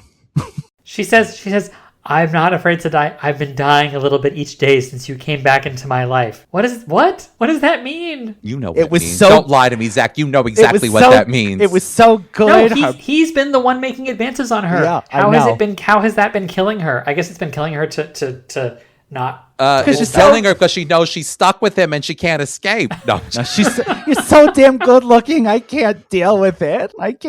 He's been using the Force on her with the fruit. You hating Christensen face. I can't. I've been dying a little day resisting you. He's like, I know what you do when I'm sleeping. I can feel things touching me, and you're not in this room, you bastard. So they are going to be executed. We find that our Obi is chained up already. He goes, came here to rescue you. And he said, good job. It's like, thanks. They're all put up on this thing with this arena. Again, much like Phantom Menace pod racing scene. They're going to be executed. Long story short, in between here, Yoda goes to get the clone army. We completely didn't mention that. Oh, yeah. Going, when they investigate. Mace Windu says, okay, I'll go to Geonosis to figure out what's going on. I guess I'll go. Like, I will. Yoda says, to Camino I shall go, and the clones investigate I will. So he picks up this clone army, but in the meantime, they release these 3 beasts. Padmé climbs up the top of her. Well, she's been so smart. I mean, for all my jokes about all her hair changes, she has some hairpins on her, and it's her hairpins to the rescue. In her very Princess Leia inspired white outfit, they gave her that very reminiscent of the original trilogy, but they make it sexy because they give her a half shirt and then she gets sliced. So they have to add sex appeal to her outfit, of course. Give her that belly shirt. My last note about her hair was graveside, pulled back into a loose bun. Is that still true here? Here, yes. Here she is in a pulled back. Yes, she has like a bun. One bun. What did we learn from this whole 2-hour thing? It was Padmé's hair. It's Padmé's hair. And the actress that was in Melissa McCarthy's movie and a few other ones. Insidious. Corday. Insidious is what I was trying to think she was in. Corday. And Neighbors. Corday, we speak your name. You are the hero of this movie. So yes, the pin actually, she's able to pick her lock, kind of, but then she just climbs up this pole. Obi says she seems like she's doing well for herself, and they fight these creatures. Padmé gets sliced. Like I said, reveal more of her outfit. At least she gets to wear a bra. She got to wear. I love Carrie Fisher. I love her so much with that. Because you told me there was no bras in space. That was so funny. So the Jedi to the rescue, and this is actually really depressing. Over 100 Jedi came with the book and other sources, because of course with Star Wars you never get something directly from the movie. There's always 5 tie-in medias that have to complete the whole entire story. So let's say 215 Jedi came. 80% of them were killed in this first battle of the Clone Wars. They said masters were killed, apprentices, over 80% out of the 215. So this wiped out a lot of Jedis that I don't even think we realize. Because in this scene, it looks like the Jedis are doing well to me. I didn't know that they were basically halfly wiped out. In this scene, I only saw about 30 Jedis fighting a whole army. That's what I got. They said there were some outside. They're outside. They're outside in the parking lot waiting. They said there was like a backup crew outside the walls that we didn't see. My big takeaway from this part of the battle when the Jedi all show up is sort of their disregard for life. Like, the Force is something that's given off by life, right? Like we learned more about this in Rian Johnson's movie. Like, the Force binds all life together. And so to see Mace Windu in particular decapitating Jango Fett, to see them Obi-Wan killing that crab creature, the disregard for life was shocking to me in a way that it wasn't when I was a kid. Maybe I'm just getting soft, but I was surprised that the Jedi were so wantonly killing other creatures. It's one thing to kill droids or even clones. Maybe you could make a moral argument there. But yeah, the killing of creatures and people is just struck me as odd. And maybe it's like part of their hubris, right? The Jedi are part of their arrogance is showing there. And their like extrajudicial or extra legal status in the Republic. Mm-hmm. Like, they've been this police force, for lack of a better word, for thousands of years without a real army. Like, the fact that he just decapitates Jango Fett without even knowing who he is. Again, it just feels like George Lucas thinking action is cool. Well, I think that's the example of this whole arena. I guess you could argue it's cool. Self-defense because they're attacking and you can't really, they have lightsaber. It's not like they can. Are they fighting bug creatures? Is that what they're fighting here? Yeah, like the Geonosians are also. Another deleted scene, by the way. Mace cuts Jango's arm off first and then his head. So I saw last night the arm flies off first and then that would have been enough. Stop there. And then the head. So, and I'll form the head. So at some point, George must have said, the arm now. Put the arm back. No. And just have him be at it. We want fully to. Well, that also starts the story of the son/clone. Yes, holding his father's head. His arc. Wouldn't the head fall out every time? I had the same thought. Every time. No, it's snug. It was a snug. It must have been snug. It was very snug. So this begins the Clone Wars, and then we have one huge, massive final battle. Yeah, Yoda shows up with all the clones. Master Yoda. Count Dooku. You have interfered with our affairs for the last time. This is the first time we see Yoda, and he is everywhere. He is flipping, spinning. I remember the reaction in theaters being pretty raucous. Yes. In a good way. Yes. I don't dig it. It's fun, it's entertaining, but it doesn't feel like Yoda to me. It never did. No. It's this weird tension between what's fun and feels new and what feels right. Right. I believe this is just showing off visually. Like, they just wanted to show off that Yoda could do this in CGI. Like, we couldn't do this with a puppet, but look, he could flip. Yes, and look what spin, we can do with our new technology. Yes. I agree. Like, I love seeing, because it shows he's a master Jedi with, it's too much. But do it's Jedis, too much. Didn't you feel like watching the movies later on that do Jedis get weaker or stronger as they get older with their skill set? Because they should get stronger technically, right? Do they? I think that their mastery of their connection to the Force should deepen with age. Yes, it should, because as the battle goes on, you see Yoda. He's able to. So the battle is, the battle starts, and he's able to deflect what I don't know what you want to call them, the electrical shocks or whatever you want, but the power, the lightning that's coming out of the dark side, Force lightning. The Force, I think it's called. But at the same time, he's struggling to hold a pillar from falling onto. Yes. Do we see further on into the older movies, the Return of the Jedi, like those kind of moves where Luke is training with him? Just, I guess, bringing the X-Wing up. Yeah, like in Empire Strikes Back, he raises the X-Wing. I think it takes a lot of concentration to compel the Force to do that. Yes. I'm just trying to figure out, because it seemed like he was struggling, and I was just. I think he's older younger for his age too, though. Like, he's younger, but he's still old. Like young old. Because in my mind, I was thinking if it was me and I had the power, I would have taken, and I'm jumping a little bit, I would have taken the pillar and flung it at the ship so he couldn't escape. Oh, that would have been good, actually. I would have lifted it and slid it. I think what maybe the thing here that we're missing is the fatigue that comes of jumping around like that. I was reading, I watched episode 1. Yeah. I was watching episode 1 before this, and I missed this completely as a kid. At the beginning, Qui-Gon and Obi-Wan, when they're on the Trade Federation ship and they race off, they super speed off to the right. Yes. I missed that entirely as a child, and I was like, what is this power? And I looked it up. And apparently they never use it again because it's so fatiguing. That's the explanation they give. It's so tiring to have that burst of energy. So I wonder if, like for Yoda, who walks with a cane, and the laughs in the theater, when after that whole thing, he picks up his cane and hobbles forward, everyone bursts out laughing.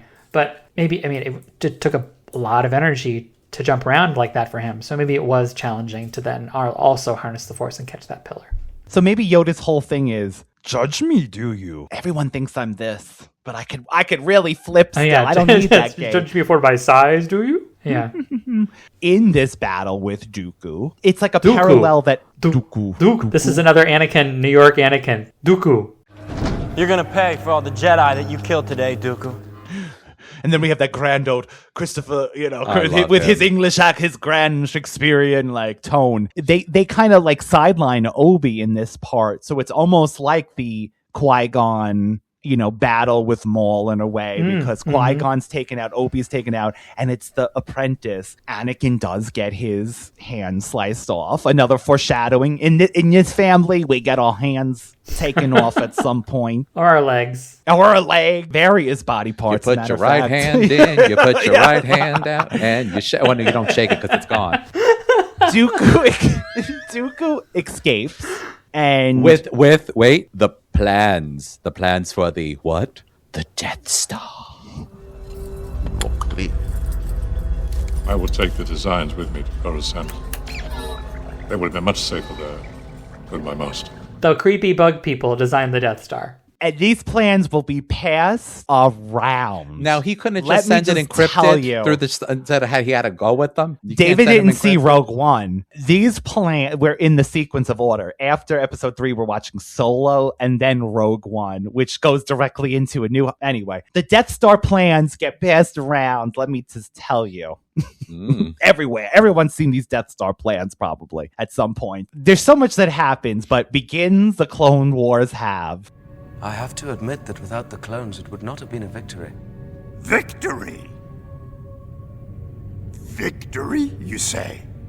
Master Obi-Wan, not victory. The shroud of the dark side has fallen. Begun. The Clone War has. This is the first time a Jedi said something that I'm like, okay, yes, finally, this is something a Jedi would say. Like, Obi-Wan and Mace Windu were talking about victory. Yes. And Yoda says, no, it's not a victory. The fact that a war has begun, our job is to keep the peace. A war has started, we failed. We failed to avert war. It doesn't matter that we won this one little battle. Oh, there's a war on. We failed. This movie ends like what I mentioned earlier, a sequence marriage. Oh my God. Sequence? Feifel Mouskowitz. That's what it sounded like I just went into. I want to say one thing for the She-Ra fans. Hordak told this to She-Ra. One battle does not win a war. Yeah, you're right. Hordak was right. One battle doesn't win a war. That's and it's a war the Jedi are fighting. I must stay here. You thought I was coming back with you, brother, to be Is it princess? a sequence or sequence gown? No, I will stay here with my people. Or a sequel. The sequel. So this ends in the secret wedding of... it ain't that secret. Anakin. Oh, I love that our droids are the witnesses. Witnesses? R2, C-3PO. Man didn't even put his hand, put a glove on his hand. I love that we see that Padme loves him even with his... my hand. With his Terminator hand. And they are secretly wed on Naboo. Like I said, she dressed down for this damn occasion because the ugliest Victorian doily, space doily on her head, and never liked this look for our Amidala. This was the most humble I think she's ever looked. This is what she should have wore. To me, it feels like old traditional, like maybe it's been in her family. Aww. I don't know. I think it's pretty. How dare you, Ryan? Now you made it sound better now, Zach. You're trash, Ryan. How dare you talk about her? That's been passed down from... How dare you? Mother Amidala. And grandmother Amidala. The Madala family. I will say, as ham-fisted and unbelievable as their romance is, John Williams' Padme Anakin love theme is one of the most beautiful pieces of music he's ever written. It does so much work to make you believe in their relationship, and the wedding actually I kind of buy it because of the music.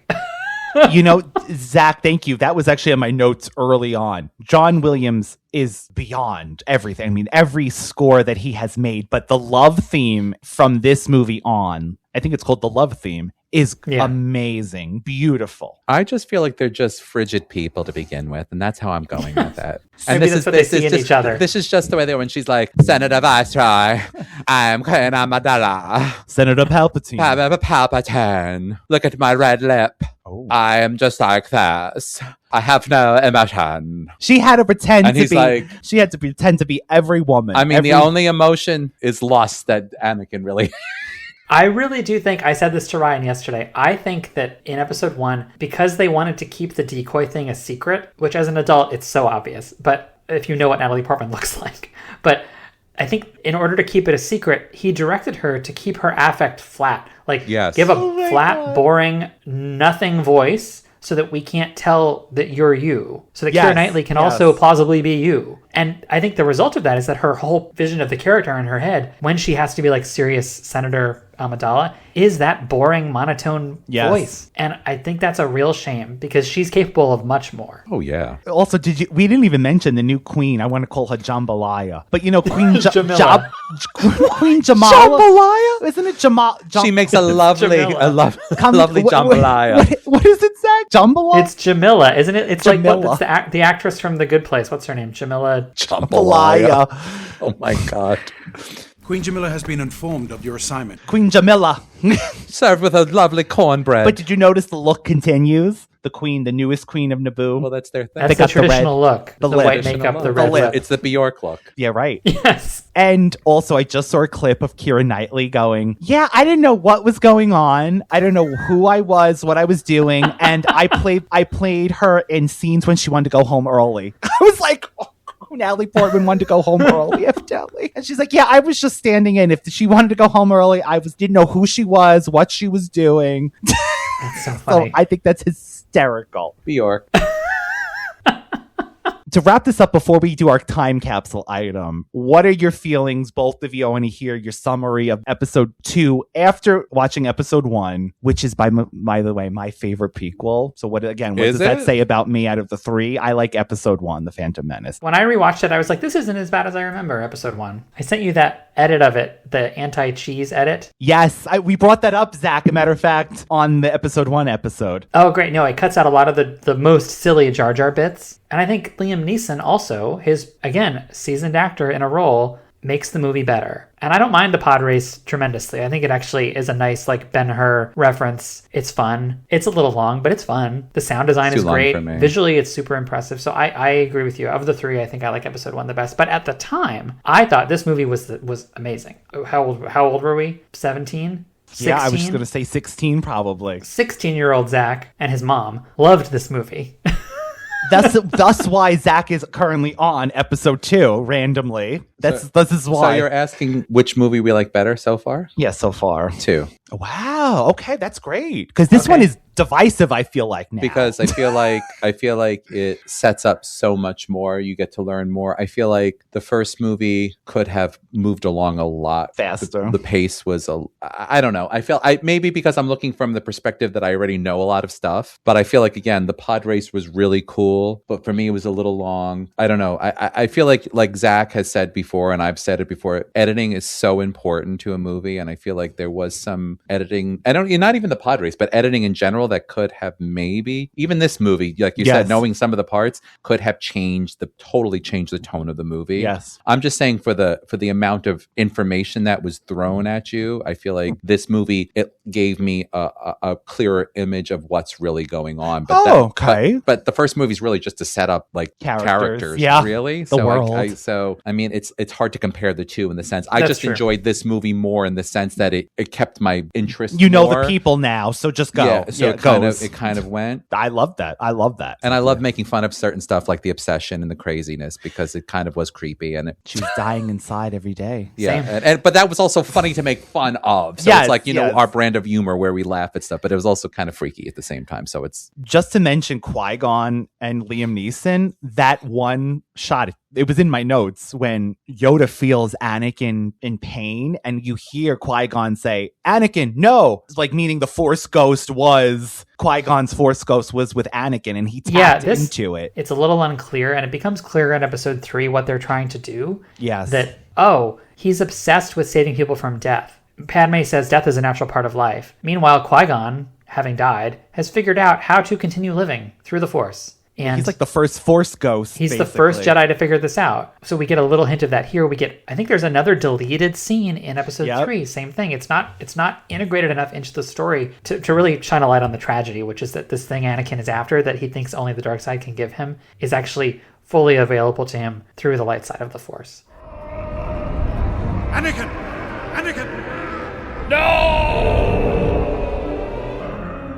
And the other thing I was going to say, what Zack had said earlier about, and just to what also made this second movie better for me was like the scene with like when they tried to assassinate the senator, like the planet, that was more appealing to me, seeing how the people live on the planet, and that scene was really cool. It was a lot more visual like the interest bar for me, and everything that went on there. It's not the cantina at Mos Eisley, and the jumping from planet to planet. Yes, young me really enjoyed this movie. It's only now as an adult where I've started to see all the cracks. I think you're right, David. I think the bones of something really good are here. I think it really is. It's George Lucas out of his depth with how to write particular genres. Like part of this is like Palpatine setting up this scheme to, we need to manufacture a threat of one army to rationalize the creation of another army. This like political scheme. But George Lucas is not Aaron Sorkin or like who's the House of Cards guy, Beau Willimon, who did Andor.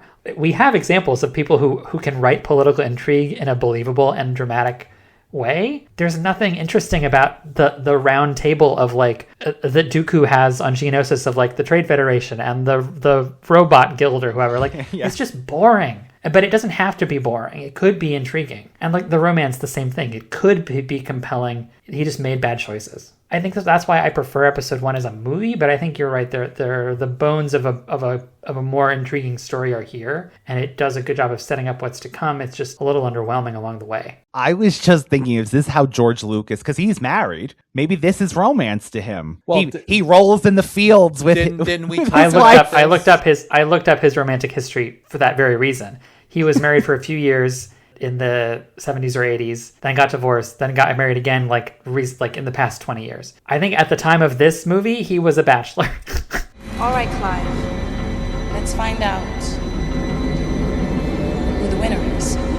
So we do have to add an item from this movie into our time capsule. This is the first time Zack is here for a time capsule item. So for new listeners, radical ones, this is an item that you would personally put in a time capsule that best represents Attack of the Clones, not Star Wars. What best represents this movie? If you had to pick one thing, an item, a scene, a score that you would say, this is Attack of the Clones. And Zack? Why is it sand? I'm putting it on you, Zack. We didn't talk about sand. We didn't talk about sand at all. That's why I'm like, as I'm thinking, I was like, this is sand. The hope. You're the sand. Oh, he even said he hated sand. It's coarse. I hate this. Well, it's a meme. It's like that line is like notoriously bad. It's coarse and it gets everywhere. Well, I don't really think sand represents anything for me in this movie, even though it was such a big thing. Because I feel like then we could say that for every movie. I know. Tatooine is like Tatooine. I almost want to say Clone Trooper or Clone. For me, the things that the visuals that stand out for me in this movie are Obi-Wan on Kamino in the rain and Padmé and Anakin in the field when her hair is in those little macrame buns. The rolling scene, the rolling scene. Right before they roll. Like, but yes, So I don't know what you put in the time capsule for either of those. How about an arm? Just his arm. Just throw his arm in there. Just a red arm. So the last time we put in, I don't know how I'm even going to do this visually, a pod race and Queen Amidala's makeup. A pod racer. Her lips. And her lips. So I said maybe make the pod racer with her lip. That's completely on it, mental. I was going to make the design. Her face be the pod race front, and then, but I have no clue. Honestly, restraining order. How about a image of the police every step you? My goodness. I mean, watching you. That would equate to the field. The field. I'm going to say, yeah, because I feel like what really I would almost agree with that because everything. This is supposed to be a romance movie. Everything that stands out is this bizarre love story. Okay, so Anakin and Padme sitting in the field. Everything comes back to them. The picnic basket. The picnic basket. And that damn tick thing in the back. How about them in the field and an arm? David wants the arm. The arm sticking out of the just an arm, because now you said the cut scene with the arm being cut off too. So apparently this arm thing is a big thing. Yeah, and we did mention. I guess Lucas does want to remove arms. Evidently, he's an arm lover.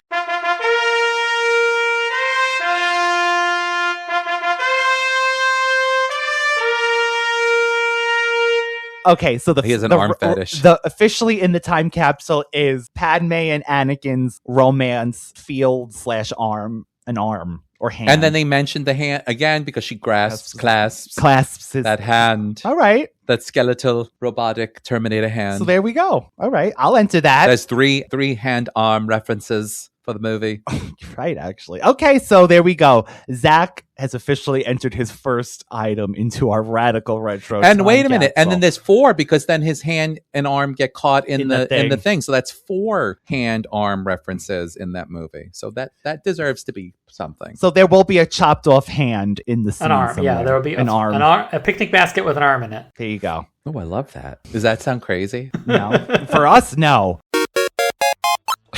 This was crazy. Radical Ones, that was another episode of the Radical Retro Rewind podcast. This was delightful, and honestly, this might have been more in depth than our episode 1. So if you're hanging around, Star Wars fans, if this is your third Star Wars entry with us, and counting the Star Wars holiday special, this was, I think, much more in depth with the movie. The first episode, we kind of were just like, Well, I did, and at the end of that one, I did say, please stick around.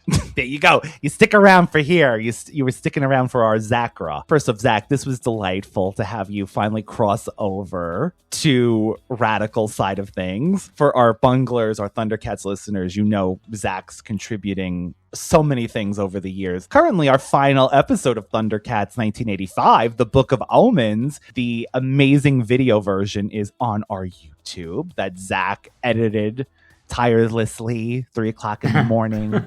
Our Christmas holiday special video as well, Zack edited. So if you're interested in more Zack, you could hear him on ThunderCats and beyond. And just so you know, we're the only podcast that reviewed all of 1985 ThunderCats. It's true. Officially. I'm saying it again because I'm very proud of this. All the radical ones who do not care about ThunderCats are like, when are you going to stop? I know. I should talk about the... You're the reason that we have less radical episodes because we are giving you Star Wars. Those damn ThunderCats. We are giving you something here. So, Radical Ones, we hope you enjoyed that. You can always find David at Universal Appeal 2020, all one word, and the Radical Retro Rewind. And Universal Appeal 2020 is not an obituary, although I put a lot on there. Oh, you mean that the Instagram? Oh, yeah. On yeah, Instagram, most of David's posts are just people who died. You want to know who died? Because they mean a lot to me. Follow David to find out who died. And even false death reports that were recently. Kurt Lauder? He's not loitering. Kurt Lauder? He's alive. Guess what? Writing a book. So free publicity. So thank you so much. That was episode 2. We've only just begun. Literally, we have only just begun.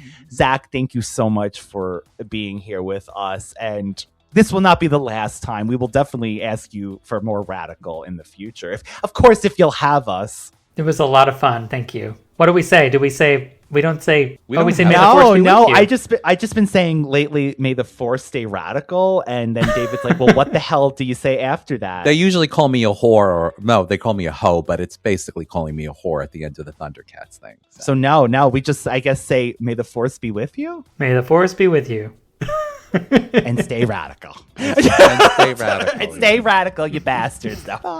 Bye. Bye. Misa propose that the Senate give immediately emergency powers to the Supreme Chancellor. Radical Ryan, he's ready to roll.